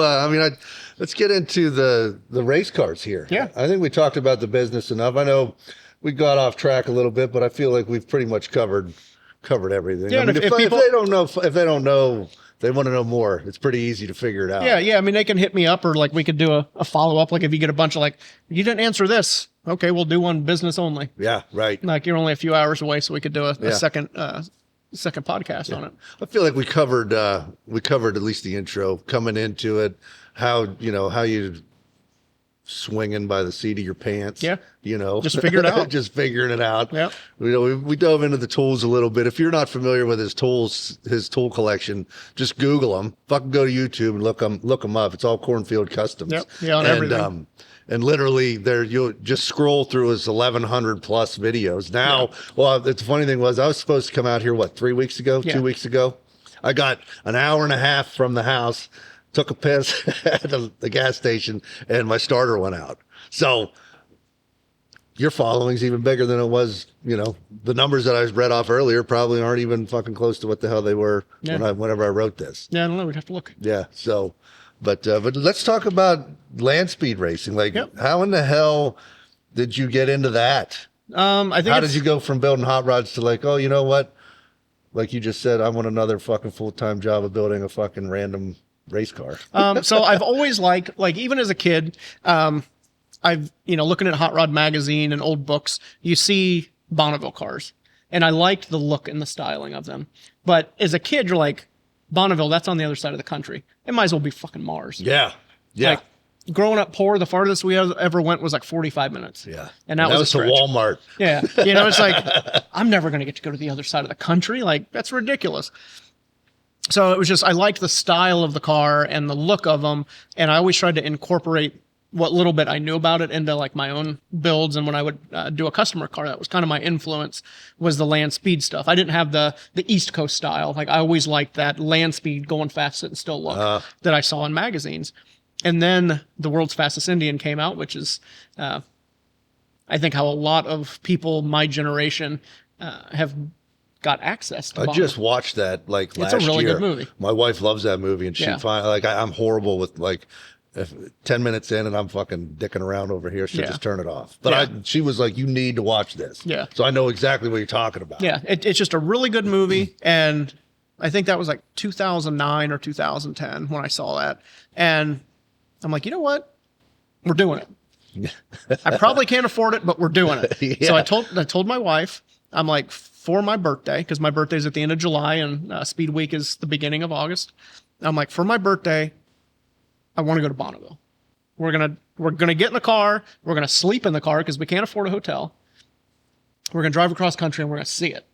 And, we made all the plans, and I had actually bought some Model A bodies out in North Dakota, and I was going to pick them up. So I was going to make a business trip out of it. Yeah. And her schedule kind of got changed at work, and we were supposed to be there on Friday when, like, at the beginning of Speed Week, because the salt opens on Thursday, and then you can get your car started teched on Friday, and Fridays, and then racing starts on Saturday, and then it goes a week. And her schedule kind of got messed up, so we didn't even get to leave until Monday. So you missed. So I missed the big part. Yeah. I didn't care. So we went, and we drove all the way out there. And you didn't have a car or anything. You just wanted to see it. I just wanted to see it. Yeah. I mean, we went out in my pickup truck and didn't know what to expect. Didn't know anything about it. We just went, and it was a religious experience. Like, I'm not a religious person. It was a religious moment when you roll off the road onto that salt. Yeah. I mean, it changed my life. And well, for those who haven't been there, tell me about, because you're out in the middle of fucking literally nowhere, aren't you? Yeah. So it's off of Highway 80, about 100 miles past Salt Lake City. And you go through Salt Lake City, and they're like, well, how do you get to Bonneville? Just keep going that way. Yeah. And I mean, nothing. You're out in the middle of nowhere for 100 miles, and then there's a little sign, and it just says Bonneville International Speedway. You take the exit, and it's a 2-lane access road, and you go down about a mile, and it makes a hard 90, and you go down 3 more miles, and the road just stops. They call it Land's End. It's the road just stops. And then for Speed Week, they've got the little tent set up, and you pay your money to get your pass, and you say, okay, well, where do I go? And they just look at you and they point. Over there. Just go. And you go. And that year, the starting line was 3 miles from Land's End. Wow. And you get off the asphalt, and it's salt. And you just drive for 3 miles, and you're like looking around, and there's nothing. And you're like, you're on a different planet.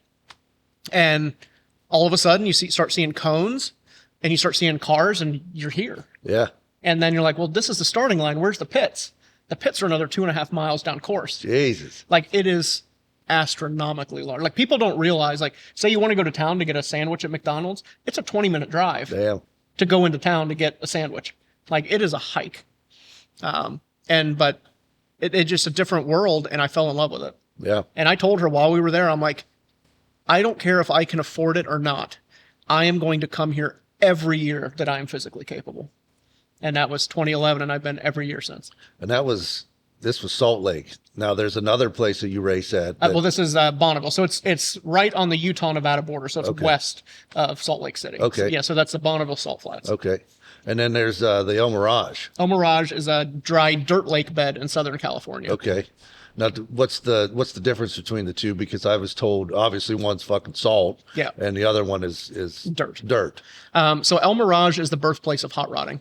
That's where it all started. Yeah. It's right next to Edwards Air Force Base, kinda. It's a few miles as the crow flies. But it was the birthplace of hot rodding and dry lakes racing. And it's just a dried up lake. Yeah. So it's dirt. It's like a playa, so like silt almost, and in the wintertime, it does flood, and then gravity grooms it. Okay. And it's nice and flat, and it's the course is 1.33 miles. So it's 1.33 miles drag race on dirt. Wow. So you're not getting near the speeds out there, I'm assuming. No, not near the speeds. Just the surface is different. And obviously the distance is a lot different. Now, with the surfaces, can you pick up more speed on one surface as opposed to the other one? It depends on the conditions. So since you're racing with Mother Nature, it depends on the year. Right. Like there's cars at El Mirage that run over 300 mile an hour in a mile. That's crazy. And that's the funny thing too, is like you talk to these drag race guys like, 200 mile an hour, we do that in a quarter. Yeah. Cool. Now, can you imagine doing that for 5 miles? That's fucking nuts. That's nuts. Yeah. Like a buddy of mine, he raced a Roadster. It's the world's fastest highboy Roadster.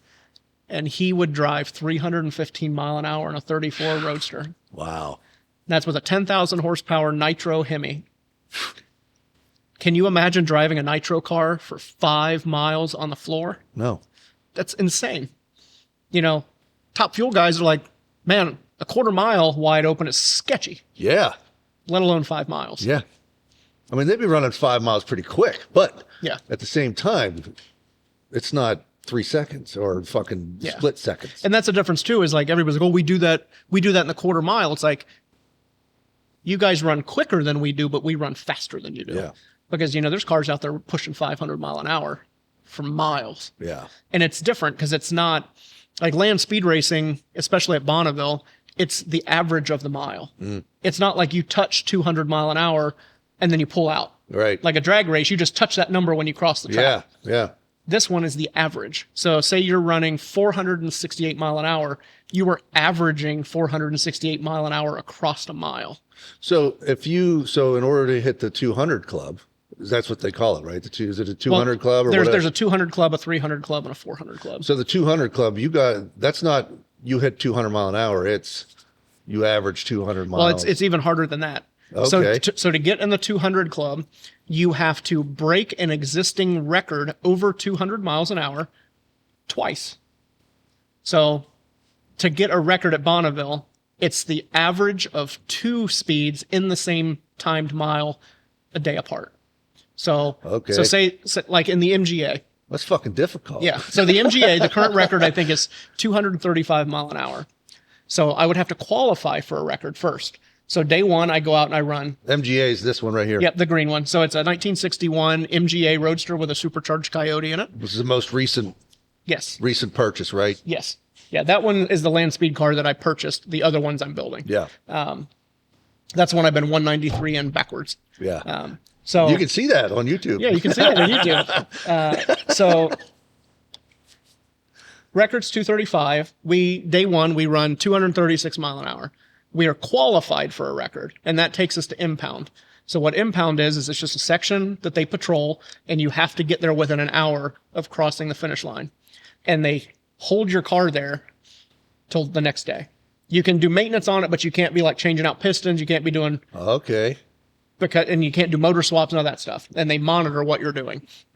So then the next morning, they escort you. How many cars are we talking? How many cars would be an impound over Depends on the day. Okay. Sometimes there's 1 or 2. Sometimes there's 20. Oh, okay. All right. It just depends. I didn't know if we had like 50, 100 fucking cars that are out there. Like, you know what I mean? I mean, that'd be awesome. I'm totally ignorant to this whole world. It just depends.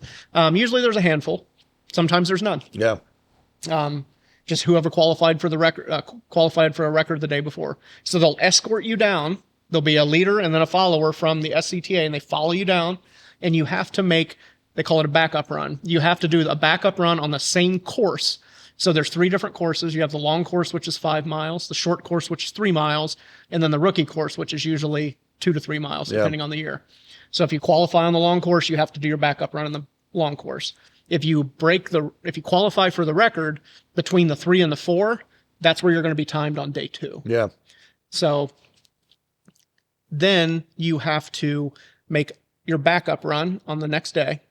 You're timed in that same mile, and then they take the average of those 2 runs, and that average has to be higher than the standard record. So say the record's 235. Yeah. And I go out and I run 250 on day 1. I know I'm changing the numbers around a lot, but I ran 250 on day 1. And on day 2, we ran 230. The average is still going to be higher than the record. Yeah. And then I would get the record. And then I'd get a 200 mile an hour hat. Yeah. And I'd be in the club. And you haven't made the club yet. I have not made the club. I didn't mean to bring that up, but yeah. You've only been doing this for when was the first car you got or so built? we built the red car, which is here, the Flathead-Powered Model T Roadster. Yeah, which is Flathead. Repeat that. Flathead. So that's our practice car, and we can get into that if you want, but it's actually a show car when it's not being a race car. I feel, did you have this at Detroit, or did you have this out on the circuit at any point in time? It went to Grand National Roadster Show to be debuted. Okay. It was a backup contender for the America's Most Beautiful Roadster. Okay, because I feel like I seen some of your work somewhere. Yeah, I've had a lot of stuff, like other cars at Detroit, like the Indy Roadster was there, the Streamliner chassis was there. Okay. But the red car never went to Detroit. I feel like maybe it wasn't Detroit, because when we were on the circuit, we were going to Ohio, Pittsburgh. Yeah, it was at Cincinnati. Okay, because that might have been where, like when we were on the circuit, when I first got into building hot rods and shit, we were on the circuit, and I was ignorant to it. I'm still fucking ignorant to a lot of stuff, but I'm doing what I can. But I want to say your car was there with another one. Was there two two salt flat cars? There's probably the Cyclone spoiler. Because we're talking about like 18, 19. No, I wouldn't maybe have had 20. Fuck, I'd have to, what the hell was that? because I didn't build the red car till 2021. Okay. Because I seen this, I'm almost 100% certain I seen this car Yeah. at a show. And then whenever I found you on YouTube, I was like, I'm 100% certain I seen your work on one of these cars. Yeah, because we didn't debut the red car finished until February of 2023. Maybe it was a car that you worked on. That was a land speed car. I'm not sure. I don't know. I've worked on a lot of stuff. Yeah, you've worked on an incredible amount of shit. Yeah. More, I mean, you've probably forgotten about more than. Yeah, because I'll be looking through pictures. I'm like, man, I forgot I did that. Yeah, right. You know, there's a lot of cool stuff that I've been involved with. Yeah. But so I didn't mean to go on a good. tangent here, but I just wanted to make sure everybody heard the fucking flathead part. Yeah. And like so far, that car's only been 150, but that's our practice car. But it's with a flathead. Yeah. And we're hoping to go a lot faster. Yeah. So I don't, people don't understand. Like, people spend thousands and thousands and thousands of dollars just to get 150 horsepower out of these things. Yeah. 120. Yeah. Like, these are big numbers to Flathead world. guys. Yeah. For a tractor motor. Yeah. Right. So, yeah. I mean, and like now that is it's got a 304 cubic inch stroker motor, all balanced blueprinted internals, Schneider racing cam. It's got high compression, high flow heads on it. We took the bottom of a Tom Roberts blower manifold with a mini high rise, like tunnel ram inside of it, designed my own upper plenum. And now I'm running 2 4-barrels on it. I mean, we're still only like 200, a little over 200 horsepower. Yeah, you know, but I mean, there's been a lot of stuff. I mean, there's probably 50 grand in that engine to get 200 horse out of it. Yeah. It's just ridiculous. It's incredible because it's still a fucking flathead. Yeah. But that's the practice car. I designed and built that car just for my friends and myself to practice and get seat time at the Salt. Right. Now your seat time, so 150 mile an hour is still 150 mile an hour. Yeah. Like you're still moving. You're moving. And that brings us to you spinning out. Mm-hmm. I want to talk about what it's like running. You know, I'm sure your heart rate is through the fucking roof. For me, it's opposite. Oh yeah. Because like when serious stuff happens, I tend to slow down. Okay. So like the first time I spun that, we'll give a little bit of backstory on the car. So you spun this one and this one? No, just the green car. Okay, I've never spun the red car. That's good. I'd imagine this would spin a little bit different. Yeah, I don't think the red car has enough power to spin. So the MGA, I did not build the car. It was built by a guy named Colin Walker in the UK, and a buddy of mine was storing it in California, and it was kind of torn apart. Now, was this built in the UK or Yes. it was designed in the UK? It was built in the UK, and they were bringing it over to race. Okay. So he started storing it at my buddy in Brea, California shop, so he didn't have to transport it back and forth all the time. And then COVID hit, and he had some family stuff going on, so he was going to abandon the project. So we'd been talking, just 2026, I bought it in 2025. We'd been talking about a year, so all of 24 about how to get it. And we came to an agreement, I think in March of 25, and I bought the car. And then I was flying back and forth to Brea, California, working on it, because we were going to drive to El Mirage in May. Well, hell, you're right there. Yeah. It's probably just as expensive to just fly back and forth and work on it than it would be to drive the whole way out there. Yeah. And that was the thing, because like the transmission was out of it, drive shaft was out of it, hadn't been started in 3 years. Like it needed a lot of stuff. The belts, fire suppression had to be updated. So I'd been doing that for a couple months. And then it was the week before El Mirage season opener in May. I drove out. I got to Kiwi shop on a Monday, and we worked Monday, Tuesday, Wednesday, and put the whole car back together. Like it hadn't seen daylight in 5 or 6 years. Wow. And we rolled it out in his parking lot, and we reassembled the car and got it running outside in his parking lot, Brea, California, and fired it up. I drove it down the street and back just to make sure everything worked. And we loaded it up, took it to El Mirage. Yeah. So my first real time driving the car was there at the event. I think the fastest time. Balls the wall. Yeah, the fastest timing tag I have from when Colin drove it at El Mirage, I think was 1:22. So my first shakedown run was 158 mile an hour. Wow. Just getting a feel for the car. Yeah. Now you went over everything in it though. We went over. Yeah. We you touched. didn't just fucking buy it like, let's go. No, I mean we touched everything, but there was a lot of unknowns that we didn't know about. Yeah. Which we'll get to.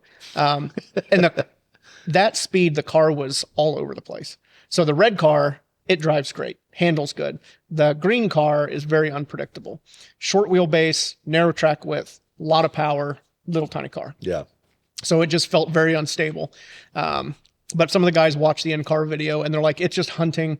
You know, it's when you're on that dirt surface, if you hit a rut, it's going to chase that rut. Yeah. Just hold on to the steering wheel, but let it move a little bit. So the second run, I pushed it. And at 187 mile an hour, it got light in the back end and turned around. Yeah. And that was the first real spin. And it wasn't like I freaked out or anything. I'm a very practiced driver in case of an emergency. So I would sit in the car with my eyes closed and I'd be like, okay, the engine's on fire. And I would go through the process of shutting things down. You almost would have to, yeah. Yeah, because what happens if it pukes oil and your visor's covered? Like I want to know what to do in an emergency. So we're driving and like you guys can't see this unless you're watching the video, but I'm driving and it's squirrely and I'm chasing it and it's moving around like this and it starts to pitch and I get to 11 o'clock to the left, counterclockwise. And I know there's no saving it. So as soon as it pitches to 11 o'clock, I push the clutch in, reach down, pull the parachute, and it's over. Yeah. Like quick as that, like done, spun. And then you're just pissed. Yeah. So we take it back and you have to inspect it, make sure you don't have flat spots in the tires, so nothing's bent or broken. And then imagine going sideways on that surface. Who knows what the hell? Yeah. And like most people, they're like, I wouldn't have got back in the car. But for me, let's get it back, get it inspected and get back in line. Yeah. Like, get on this horse before I realize what happened. Yeah, because you can, once you're out there, we talked about the elements. You mentioned the elements earlier. You're kind of just pissing in the wind. Yeah. If it rains, You're done. you drove the whole way out there for nothing. Yeah. And like how many times can you go a day? It all depends on how many people at are El there. Mirage, they run in heats. So usually it's 2 runs a day. Okay. Bonneville, it's first come, first serve. So Okay. usually you get 1 to 2 runs a day at Bonneville. If you're on the short course or the rookie course, last year we hot lapped it. Yeah. But yeah, so at El Mirage, after we spun, got re-inspected, wanted to get back on that horse before I realized how scary of a situation that is. And they wanted to follow me to make sure that I could handle a car. So we did a 150 mile an hour pass run. Yeah. So the guy was almost at the end of the track, just kind of cruising at like 90 mile an hour. And I passed him at 150. Yeah. And we got some really cool footage of that. That's awesome. And that was it. El Mirage was over.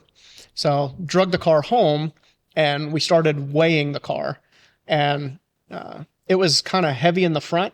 So we had to make sure our center of pressure and our center of gravity were balanced. If you get those backwards, the car tends to turn around backwards. Okay. So we added Makes some perfect sense. Yeah. So it's like throwing a dart. Yeah. So It's a heavy ass dart. yeah, we put some more weight in it and we thought we had things good and just took it to Bonneville. And at 193 mile an hour, it did very similar things. It kind of got light in the back and moved all over the place and it turned around. And we did that 2 runs in a row. And the last time I kind of slid off of course and went through the crunchy bits and it tore up the bottom of the car. So we were done. Yeah. But I think I was going to ask if they kind of maintain it. Like if you were, they groom the course, but off of the course, they do not. what about, so since you spun it around, do they come back in and kind of level it back off? If I tear it up, but it's like running on ice. Okay, so so it's not like sand. You're not going to dig a big rut. Okay.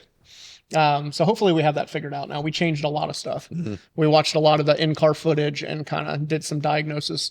And when I ran at El Mirage last month, I didn't get to go as fast because the course was a little rougher and it was super windy. And then there was an incident on course, so it got shut down early. So I only got two runs, but we were trying to test all the changes we did over the winter. No, if anybody's interested in that stuff, that 5 or 6, how many videos did you do on that? The pursuit of speed. I think there's 3 or 4 up right now. So I mean you go into a lot of detail. The cool thing is you recorded the whole time driving out there. Yeah. Like, holy shit, just going out there is a trip all in of its own. Yeah, man. 2,200 miles, and we did it in 2 days. Yeah. I mean, that's putting in the long haul. Yeah. So. Yeah, we get from Cincinnati to Texas on day 1. Usually, like that trip, we stopped at Yukon, Oklahoma. But usually I go from Cincinnati to the panhandle of Texas, and then from Texas to Southern California on day 2. Which is just, I mean, just to be able to go, because you can't just drive these anywhere. It's not like these are built for those. Yeah. for the salt, basically. Yeah. Because with the El Mirage, I didn't realize that El Mirage was so, I wouldn't say short, but I mean, it's, as far as land speed goes, I'd imagine being able to do it 5 miles is amazing. Yeah. Yeah, like I haven't made a full 5 mile pass, so we'll see. Yeah. Because like we got to the 4 mile and it spun. Yeah. But it's a weird thing. Like my crew chief, Tom, he's like, it's the craziest thing when you think about going for 5 miles wide open. Yeah. Like, and 5 miles sounds like a lot, but you're going pretty fucking fast. At 200 mile an hour, you're going fast. Yeah. How long does a run last? Couple minutes. Right. That's what I'm saying. Like. Yeah. Yeah. Like there's a really good video if you're interested in like seeing stuff that fast. George Poteet's Speed Demon. I think he runs 468 mile an hour and he's covering a mile like every 4 or 5 seconds. Yeah. It's incredible. It's nuts. Yeah. A hell of a way to go to, travel. Yeah. Yeah. It's like rail cars and shit, man. Those, it's crazy. Yeah. I mean, obviously I'm ate up with the land speed stuff because we've got the MGA, we've got the red modified Roadster. I'm building a diesel streamliner and we've got a 1300 horsepower street Roadster. And yeah. That's my thing. Yeah. I tell you what, I wanted to talk about the land speed because I find it fascinating because I don't know shit about it. It's like you said, you were introduced to it by that damn movie and so was I. Like, I don't get me wrong, I've seen it and I'd imagine being there in person is a sight to see. It's one thing to watch it, the camera pan and follow. Yeah. But man, to hear the sound resonating off the mountains and to have, like when you're there, it doesn't look real. It looks like a Stanley Kubrick film. Like it looks painted. Yeah. You're like, that's not real. Yeah. Like the mountains just don't look real. And you're on the salt surface for as far as you can see. I'd imagine I get sunburned like a motherfucker. Yeah. You'd be in a redhead for sure. But I mean, it's a religious experience is really like I get emotional talking about it and being there. It's emotional. Yeah. Like seeing people break records that have been standing for 40 years. I mean, it's incredible. The history behind it's insane. Like I was there when Mickey Thompson's son Danny broke the record with the Challenger. Wow. And like I talk to Danny fairly often. And I mean he's in an Arden-powered streamliner running over 400 mile an hour. Yeah. So flathead block with Arden heads on it running that kind of speed, like it's insane. And it's a flathead. Yeah, it's a fucking flathead. Just to be there and be part of that history is super cool to me. Yeah. Like if I never set a record, it's going to be worth it. Yeah. Like to do this with my friends and have that documentation and the experience, like a hat would be amazing, but if I never get a red hat for the 200 club, so be it. Yeah. I was there. I did it. Yeah, Nobody can ever take that away from me. That's the thing. Like, like I said, I'm so ignorant to it. So as far as classes go, like, how many times a year does this go on? It's not like it's NASCAR where there's races every week and shit. Like, what are you racing for personal gain or are you racing for, is there a championship to this? Like, you know what I mean? So there is a championship, but it is at El Mirage only. And it's a points championship and you win nothing. You get a jacket and you get your picture on the cover. Nice. That's what you win. If you set a record at Bonneville, you get your name in a book. And bragging rights. And you get bragging rights. Yeah. There's no prize money. There's nothing. It's just for the desire of it. It's just hot rodding at its basic form. Yeah, and there's a USFRA, so the Utah Salt Flat Racing Association. They do a couple events. The ECTA, so the East Coast Timing Association, does one event at the Salt, and then the SCTA does 2 events at the Salt.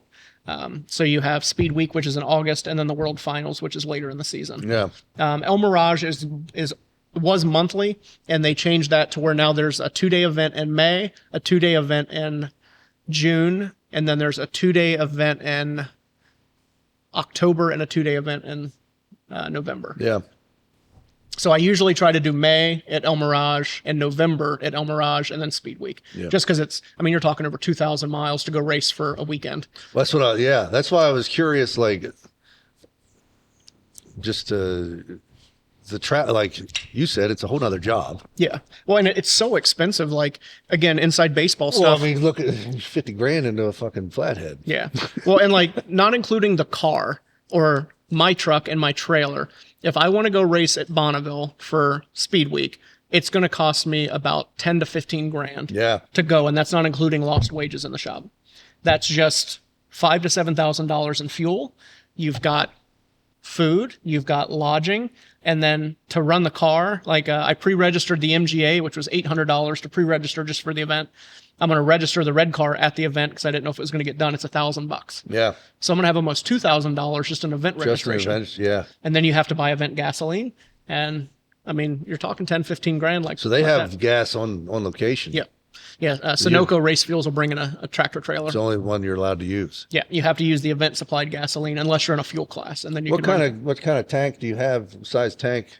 The red car has 3.5 gallons. Okay. And we can run multiple passes on that with 3-mile runs. That's pretty sweet. Yeah. I didn't know how much how much it was burning, how much it was going through. It depends on the car. Like my buddy that runs a top fuel car, or not a top fuel, but he runs a nitro fuel motor. He runs about 40 gallons a pass. Yeah. And that's 5 miles. Wow.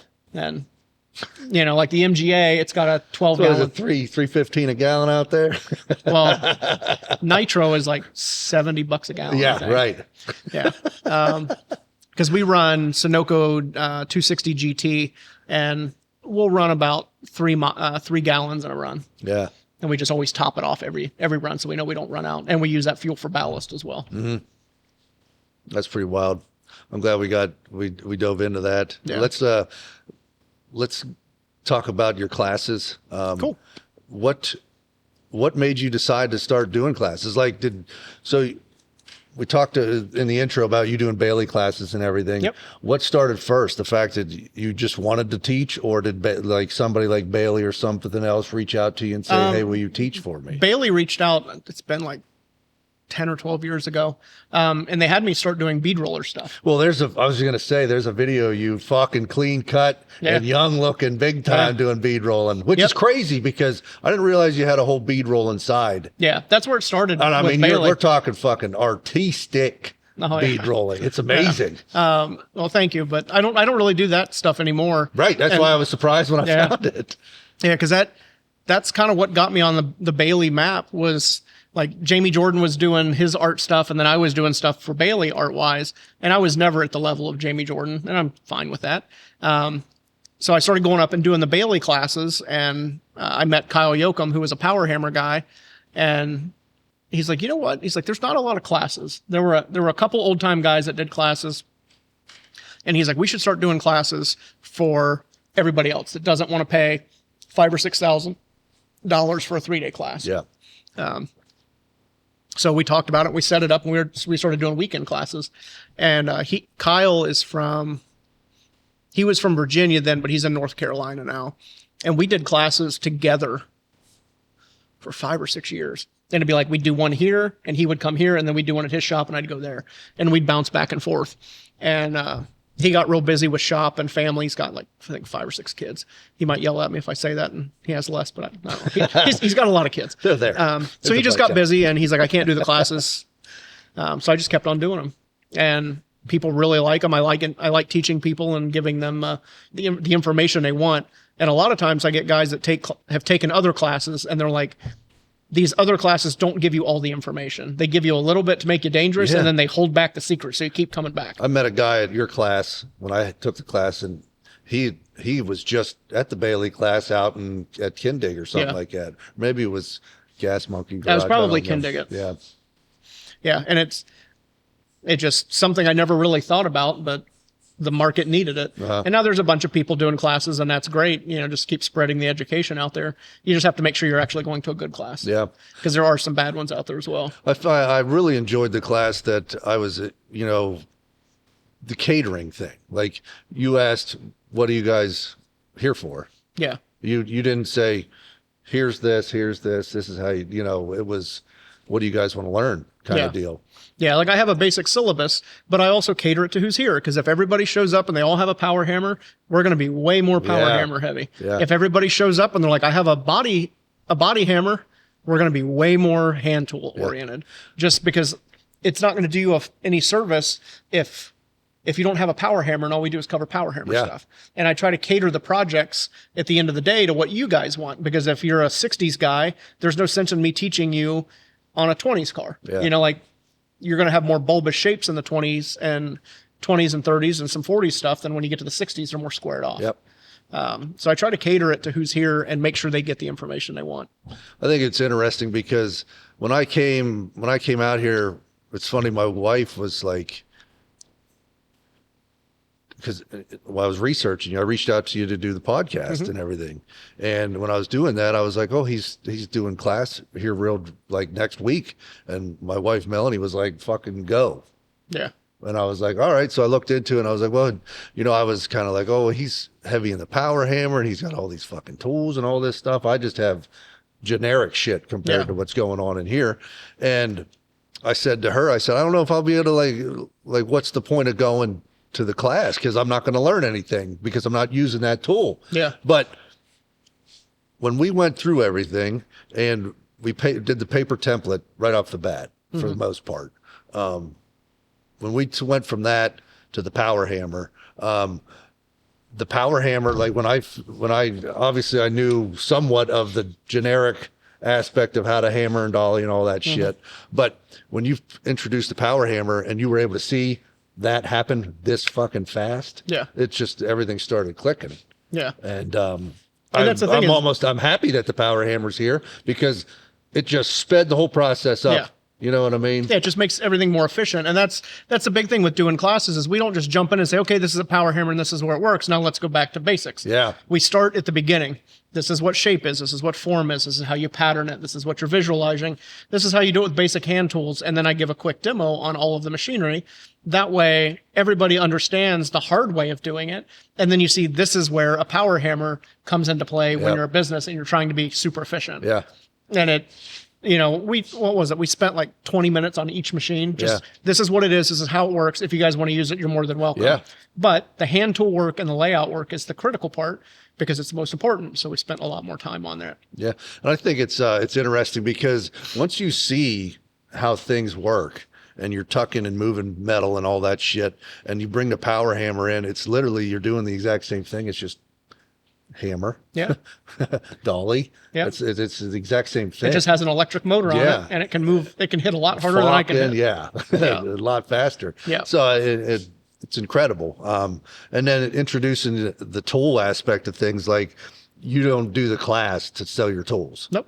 You make the tools because you saw a need for what you need to do. Yeah, and that's how all the tools that I make started. I made them for me, and then I would use them in a class, and people were like, hey, that's pretty handy. You should produce those. Yeah. I'm like, really? And then we produced them, and they've been selling. Like, it's not like I just sit around like, okay, how can Mike make money today? Right. Let's invent a tool. Okay, I have this problem. Let's make a tool to do that I can be proud of and that will last me my entire career. And then people see it, and they're like, you should take that to market. Yep. And that's how every tool I've done has been. Like the shrinking disc, I didn't invent the shrinking disc, but I had been using someone else's shrinking disc and they refused to sell me anymore without being a pain in the ass. So I'm like, fine, I'll just make my own. Yeah. It's not that it was out of necessity. Yeah.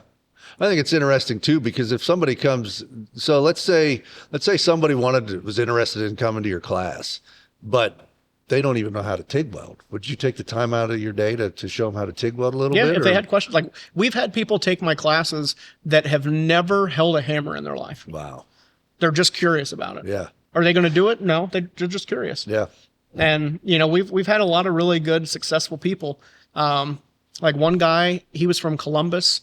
I can't remember what year it was, but man, it was at least 10 years ago. He came down from Columbus. He worked in a body shop, wanted to get into metal shaping, took our class, pursued it, moved to California. He works for Rod Emery, doing the Porsche stuff, and he ended up marrying Rod's daughter. And he's like their lead sheet metal guy now. Yeah. Like, well, even before he married his daughter. You to the wedding at least? No. And it's just super cool that it's like, not that I did that, but I was a part of it. I gave him the information to where he could pursue what he needed to do. And not that I want to take more credit than I deserve, but I just feel that I was instrumental in him pursuing that. Yeah.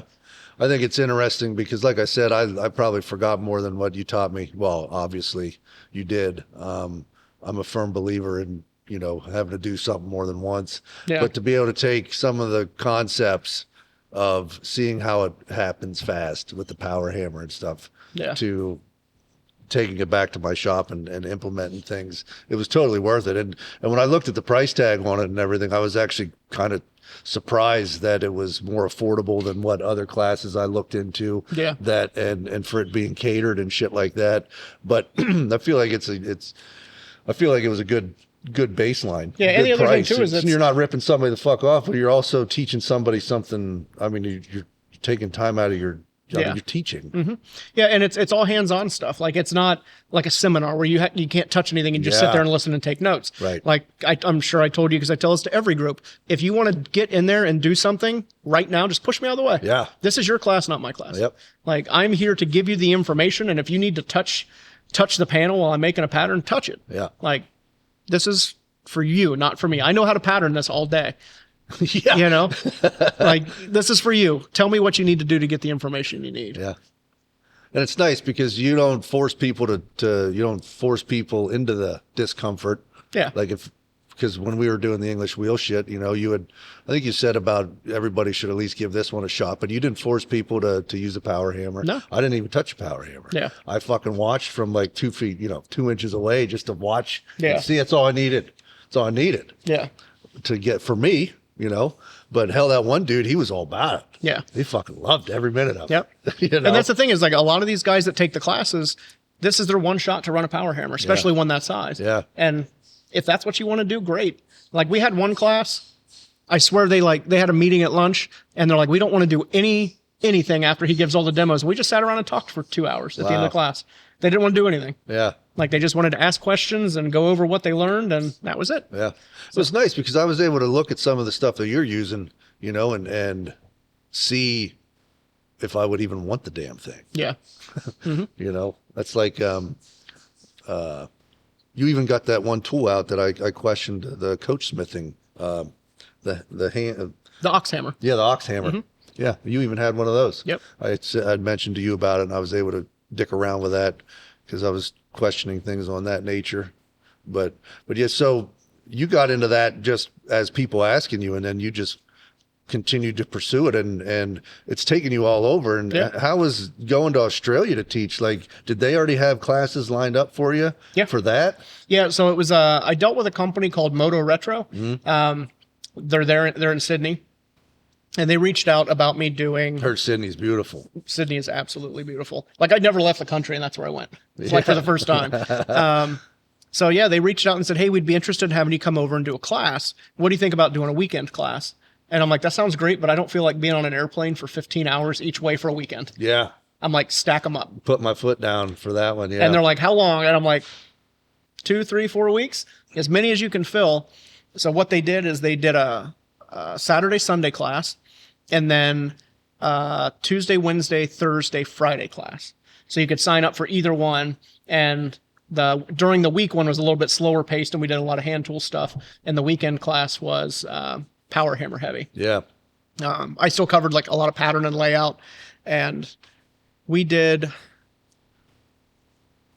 4 Saturday, Sunday classes and 3 throughout the week classes. And I think there was close to 100 people that came. Wow. And it was awesome. Hell like, yeah. I met a lot of great people, like people that I talked to online, and like Jared Bennett was there, like that I've watched some of his videos, and just meeting people that I followed online and meeting a lot of new friends, and it was super cool. And it's amazing how, I didn't mean to cut you off right there. It's amazing, the top 4 countries are America, Canada, is it the United Kingdom and Australia.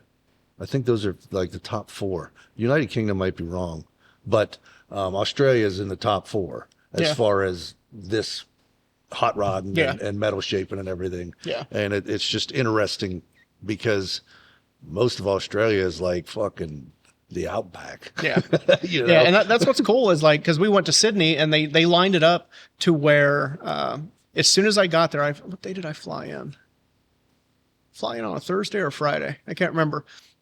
But they lined it up to where I got there, I recovered for an afternoon, and then the next morning we went to the Bathurst race, which is the craziest road race I've ever seen in my life. Oh, yeah? So we went to Bathurst for the weekend. I don't even know what the hell that is. So Bathurst, they run Australian supercars. Uh-huh. So it's like a modular platform, and then they'll put like a Mustang or a Camaro body on it. Okay. But it's essentially like a supercar NASCAR platform. Yeah.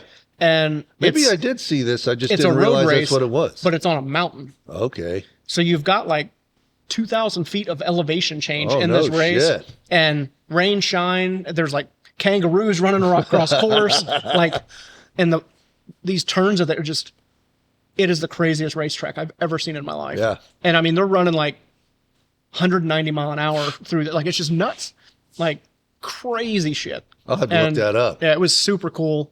And it was, that was my first real experience in Australia as we went to Bathurst. And everybody's like, that is the epitome of Australia. My dad, for work, he would live in Alice Springs for like 6 months out of the year. And he would fly into Sydney. And then Alice Springs is literally in the fucking middle of nowhere, I guess. Yeah. And it was a good time, he said. He loves it. Yeah.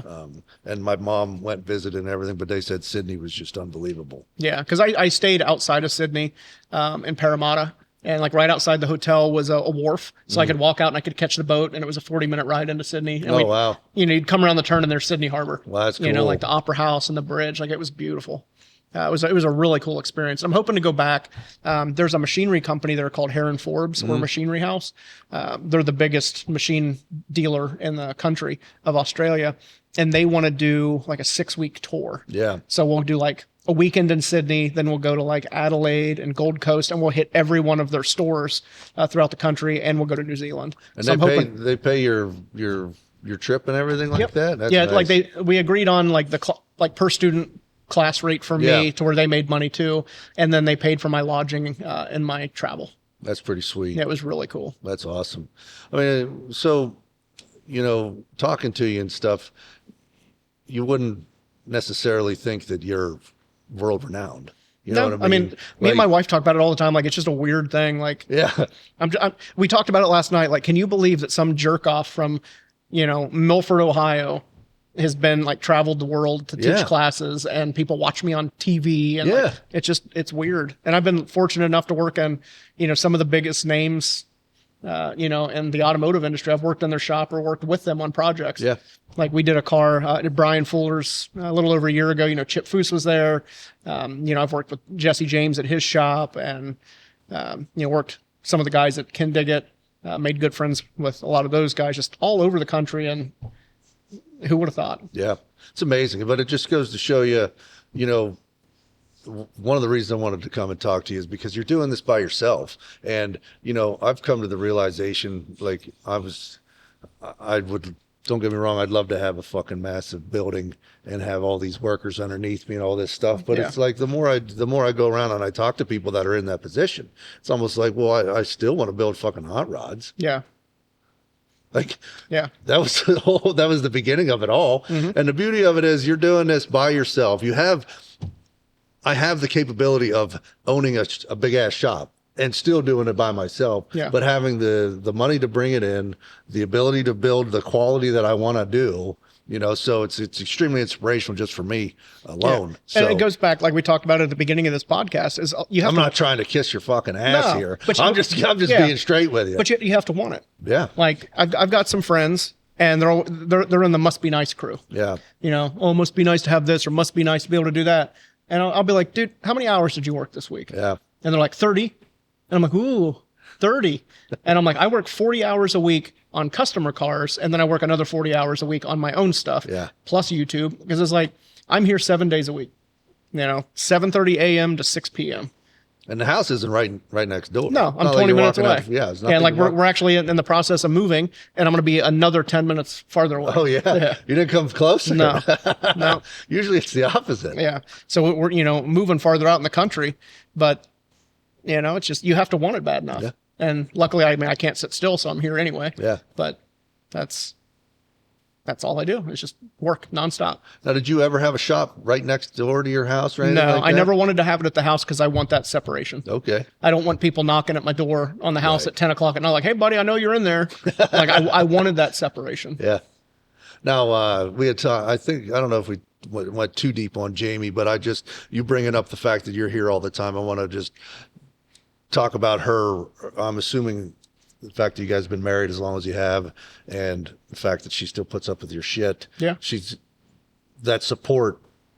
You don't have, like, now you have another employee, but when you're doing all this shit by yourself, the only other person outside of your brain is the closest person to you. Yeah, that's her. Your wife. Yeah. That's like Melanie, she has her own career that she has her own goals and aspirations with and everything. Her she has goals with I.B.F.HotRods and everything, but it's after she's done with all that shit. She's here, support and all that stuff. And, she listens to fucking everything that I go through. Yeah, and that's how Jamie is. Like, she's in the corporate world. Like, she's got her own career path, her own goals. She helps me out and she tolerates this. But the good thing is she's also extremely independent, like I am. Like, she likes to sit at home and read. And likes to take care of the dogs and do stuff around the house. That's what she likes. Yeah. And she knows where I am. She knows that I'm not out at the bar. I'm not doing stuff I shouldn't be doing. I'm not running around. If I'm not at home, she knows right where I am, because this is where I want to be. Mm-hmm. And she's like, I don't know if I could deal with the guy that wants to watch sports and go to the golf course on the weekends. Like, she's like, I don't know if I could handle that. Yeah. But we're both extremely driven people, and that's just how it is. Yeah. That's good. Like I said, I don't know if we touched on it far enough. I just wanted to bring her back up here while we were talking about it. But, I think we dove into pretty much everything I wanted to discuss here. We're running a pretty good episode here. I'm not sure if there's, I did hear something you were talking about, and I want to talk to you about it. Okay. Just because I want to fucking know. Yeah. Whether anybody else wants to or not. I did hear an interview or whatever that you were talking, and you said at the early years when you were working and you would build your own car or a roller. Yep. While you were working on customers' cars and shit. I want to talk about how you found customers in the beginning, and I want to discuss what you did as far as building a car on the side to sell to help support. Yeah. Because the other year I did a flip and trade, basically, where I started with like a $900 Pontiac and I turned it into a $13,500 fucking the hell was it? I don't know, some big ass SUV by the end of it all. Yeah. And in the middle of it all was a side by side that ran 82 mile an hour down the highway and shit, and a 51 Willys in the middle of it. It was pretty wild what I went through, but I always wanted to do something similar to help support the system while I'm trying to build the business. Mm-hmm. And this topic came up in an interview, and I'd thought about it last night and wanted to make sure, and it just popped into my head. So that's where we're at. So tell me about so like that in the beginning days, like it was ads on Craigslist, ads on Facebook. Paid ads? No. Just here's like, this is what I do. Framework. Here's a bunch of pictures of frames I've done. Yeah. And social media. Like, I've never paid to advertise anywhere. As much as I hate social media, it is a great advertising tool. Just pump that shit out. And if you build it, they will come. If you put quality in it, you'll build clients. It just takes a while. Yeah. Going to car shows, putting in flyers, and just dropping it on their seat. And I would do anything at that point. Like, I was doing body work, I was doing paint work, I was doing oil changes, cabin filter changes, whatever I could do to make ends meet. And then I would take that money and I'd buy a $200 truck cab, like a 46 Chevrolet, and I'd chop it and then build a tube chassis and scrounge parts, and I'd get it into a roller and I'd sell it for $4,500. Yeah. And then, I'd buy another one and buy nicer parts. Then I'd get this one running and driving and I'd sell it for $12,000. And I would just constantly reinvest in that kind of stuff, and then take some of that money, invest it in tools, and then invest into another project. Buy a car that runs and drives, but it just doesn't have the look. Yeah. Get it, lower it, put wheels and tires on it, make it run better, flip it. Yeah. And that kind of sustained a lot of things. Like, I had projects, but it would be 2 or 3 projects at a time, and they were $1,000 a month or less. And which, $3,000-$4,000 a month sounds like a lot, but from a business standpoint, where your overhead is almost $3,000 or $4,000 a month, you're kind of breaking even. Yeah. So when things would slow down and I was at the customer threshold of what they wanted to pay, I'd have a little bit of downtime. And that's when I'd, 2 or 3 hours at the end of the day, I could start putting a frame together, and just constantly working and pushing and pushing and pushing and flooding the market with pictures of what I'm doing, projects. Hey, does anybody need anything done? Small welding job, big welding job. I don't care. And just build that brand up. Yeah. Just whatever you have to do. And just if anybody criticizes you for pushing your own brand, fuck them. I was just going to say, fuck you. Nobody doing more is going to criticize somebody doing less. Yeah. So if the people out there are like, oh, dude, you need to stop self-publicizing, or you're so full of yourself because all you want to do is talk about your business, fuck you. Yeah. Business is my life. Right. It's my livelihood. Like, you know what? You might not like Jeff Bezos or Amazon, but that motherfucker, he pushed and pushed and pushed and pushed, and there's commercials and there's advertising, and Hell, they're like putting UPS under. That's right. It's fucking insane. Yeah. It's amazing. Same thing. Elon Musk, all the big businesses that people aspire to be, or even ones that they don't aspire to be, all of them, they just don't give up, and they push and they push and they push and they push. And that's what it is. And that's interesting, because that got me another thought that I wanted to ask you about.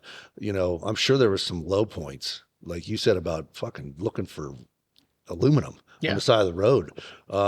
What, as far as mentality goes, what were you doing? Like, where were you at mentally when it was rough, and how did you continue? Like, because people just don't understand how fucking long this stuff takes to build, and at the quality you want to do it. And it was actually a lot easier in the beginning. Yeah. Like, not having money was way easier than having what I've got now. Like, not that I'm rich. Yeah. I'm not rich at all, but like, I've got a big facility. I've got a lot of tools. I've got a lot of overhead. I've got a lot of clients that I have to keep happy. And when I had employees, like, I had to start seeing a therapist because it was stressing me out too much. And I mean, that was 2018, and I've been seeing the same therapist since. Yeah. I go once a month for a mental cleansing. Yeah. And we just go through all the bullshit that I've been dealing with, and I feel a lot better. Tell somebody that doesn't necessarily have my back. They're a neutral party. Yeah. And if I'm an asshole, they're going to tell me I'm an asshole. Yeah. But in the beginning, it was like, well, shit, I don't have rent this month. What am I going to do? Well, I can get pop cans. That's fucking easy. Yeah. It's kind of like Gary Vee saying he goes and he yard sale flips. Yep. Mm-hmm. You do whatever you have to do. Go to swap meets and flea markets. Like, okay, I can buy this for $10. I bet I can get 15 out of it. Yeah.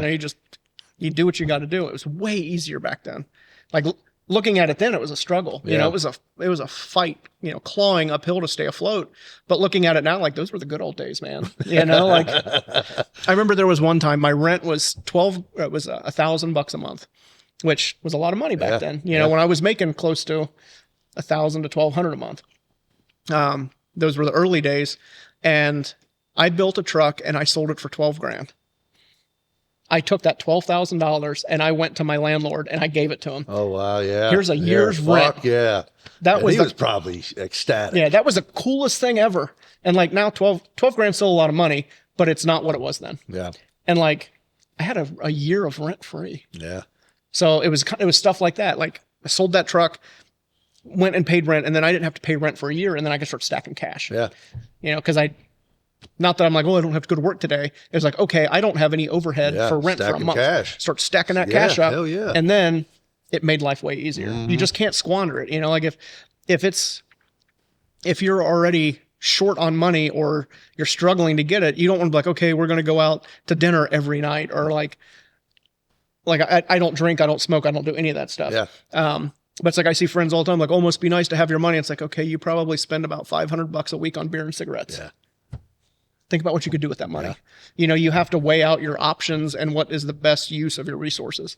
When I quit smoking cigarettes, the first thing I noticed was I still had that $20 in my pocket. That's right. It's fucking amazing. Yeah. And it was Friday. It was free $20. That's $20. Yeah. That son of a bitch. I mean, when I quit smoking, it was $3 a pack. So that's a lot of packs of cigarettes. Yeah. Over the fucking week. Yeah. And it's just that thing. Like, you have to evaluate what you want out of life, and you have to make tough decisions. Yeah. Like, I think that's the hardest part, is making the tough decisions. Yeah. It's just kind of like anybody that's listening to this that is, hasn't finished their vehicle yet. Yeah. The tough decision is just to go out and fucking do it. Yeah. And I mean, there were times like when I ran the shop full time and I was struggling to make money. And my buddy's like, hey man, like, I know you're running your shop, but can you come he was managing a body shop. He's like, can you come in and help paint at night?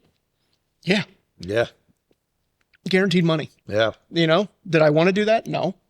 But I did what I had to do. Mm. And people they don't like the hard part. Yeah. And like, now I feel that I actually get to reap what I've sowed for so long, is because I've worked really hard for 20 years and it's time for me to get what I want. Mm. And again, I don't want to be rich. I don't want to be famous.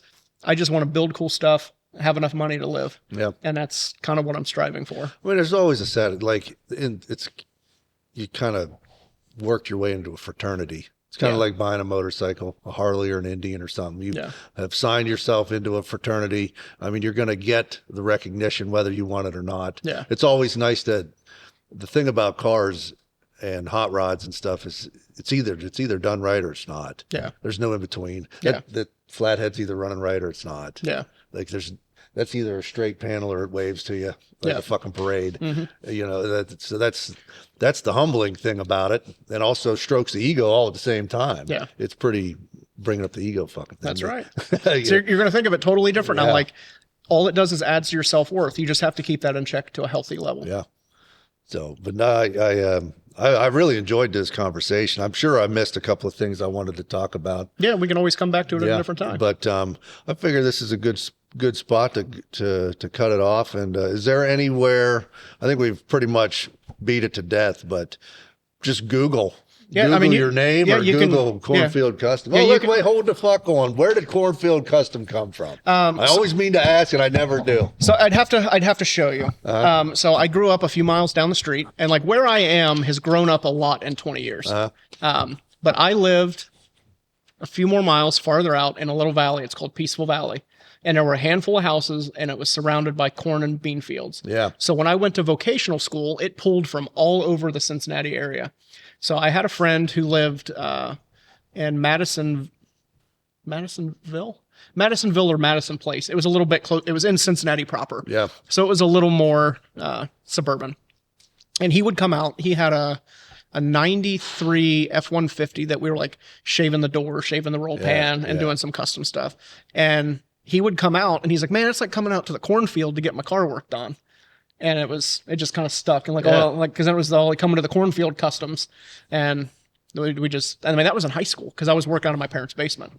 And it kind of stuck, and that's what it turned into. Yeah, that's cool. Everybody says that, 'cause like, well, where you are, there's not any cornfields. I'm like, but there used to be. There used to be, yeah. Yeah, there used to be. I even said that today whenever we were talking. Yeah, like if you were to go before. half a mile down the street, they just put in 400 houses on this road, and it all used to be cornfields. Yeah. And I mean, it's just so many houses are taking them all up. It's like when we lived in Tennessee, the area that we lived at, literally, they just sold a place that was going to bring in 700 houses. Yep. And another place over here had 400 coming in, and it was just crazy. Yeah. Because that's all it was farmland. Yep. You know?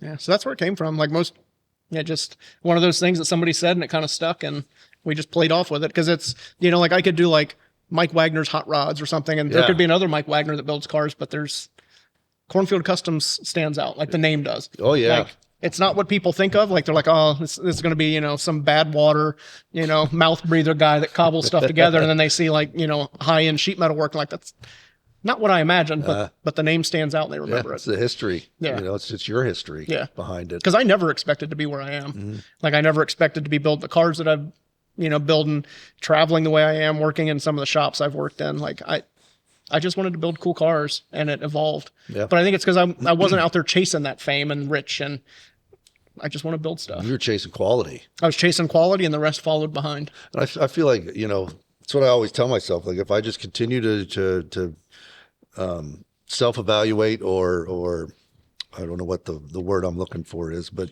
to self-critique everything I'm doing and just to do as best as I can. Sometimes it's my worst. It's almost paralyzes me sometimes. Oh yeah, you can get too self-deprecating and just tear yourself up. It's fucking crazy. But then I come and I talk to people like you, or I come to a class when I came to your class and stuff. It just opens my eyes, and it's like, hey, the shit you've been doing is actually not fucking bad. Yeah. Yeah. And as long as you find the right people to kind of to mold yourself behind or whatever. Yeah. I feel like that's the best thing to do. And holy shit, look where you're at. Yeah. Yeah, and like I said, just looking back to being, a kid that barely graduated high school, raised below the poverty level. Yeah. And, in high school, I was voted most likely to end up in prison. Yeah. Never been arrested a day in my life. That's good. But it's just one of those things that like, the unpopular kid that didn't have any friends, didn't have any money, and I've built something cool out of my life. Yeah. Like to me, that's super rewarding. Right. Yeah, I appreciate that. And let everybody know, pretty much Cornfield Customs everywhere. Yep, Cornfield Customs Ltd on Facebook, Instagram, TikTok, YouTube. You can Google There's tons of pictures. Web store is Cornfield Customs Ltd.store. Website is cornfieldcustomsltd.com. And they can get access to all your classes and everything like that. Yep, there. all of that is on the web store. All the tools, merchandise, frame rails. So we do mandrel bending on frame rails here too. Yeah, we didn't even talk about that. I apologize. Oh, it's on all that right. one. I mean, that's not the main business model. It's just something else we offer. I mean, all of that stuff is on the website, or if you just want to watch the videos, check out Instagram and Facebook. Gets updated more often than the YouTube does. But YouTube Shorts, long format, like you said, there's 1,100 something videos on there. Yeah. And counting. Yeah, and counting. So yeah, pretty much anything you need to know about. I mean, it's nice because a lot of YouTube channels, they don't have everything broken down like you have it. Like we have. This is all business. We got 8 to 15 fucking videos right here. That's all business related. Yeah. And then metal shaping and tubular. Like I try to break it all up into good categories, and it's easy to navigate. Yeah. And like I said, we didn't even talk about bonsai trees. I fucking love bonsai trees. Yeah. I've got a few of those on there too. I kill them all, but fuck, you have some crazy bonsai trees. Yeah. They're all at home chilling in the sun. Yeah. I was going to say when I came in here, I was kind of disappointed I didn't see them sitting here. Yeah. Yep. No, they're all out. They're outside living their best life now that it's not wintertime. It's awesome. Well, so, okay. That one tree that you have, how old is that? That tree's about 100 years old. Yeah. Yeah, it's a willow leaf ficus. It's amazing. I think I have a picture of it from whenever I was here before. Yeah. Remind me, a guy brought me a picture of it that he took at the Crone Conservatory in the 80s of it. Wow. And it's sitting on my desk. I'll show it to you. It's awesome. Yeah, so it's a super cool tree. Yeah. Anybody that likes that shit, look him up. He's got 5 or 6 videos online on that shit too. Yeah, they don't do well, so I don't post a whole lot of bonsai stuff. But if people want to see it, I'll do more videos on them. Right. No, I appreciate your time, and tell your wife I said thanks for, interrupting you guys' not a problem. house stuff today. Yeah, that's all right. Good luck on the sale and all that stuff. Yeah, we're probably gonna I hate to be that kind of guy, but our new house is super cool. It's a 100-year-old Victorian. Oh wow. So we're probably gonna do some. We don't really have to remodel a whole lot, but we might do some videos on like moving in and upgrading and like showing the house because it's super cool. Yeah, that's awesome. So, but yeah, Mike, I appreciate it, man. Yeah, not a problem. Thank you so much. Yep. Thanks for listening. And if anybody has questions, I can come back on. Yep, sounds good. I appreciate it. And again, sponsor is I.B.F.HotRods as always. I'm Elliot Slack. And until next time, ladies and gentlemen, have a good one.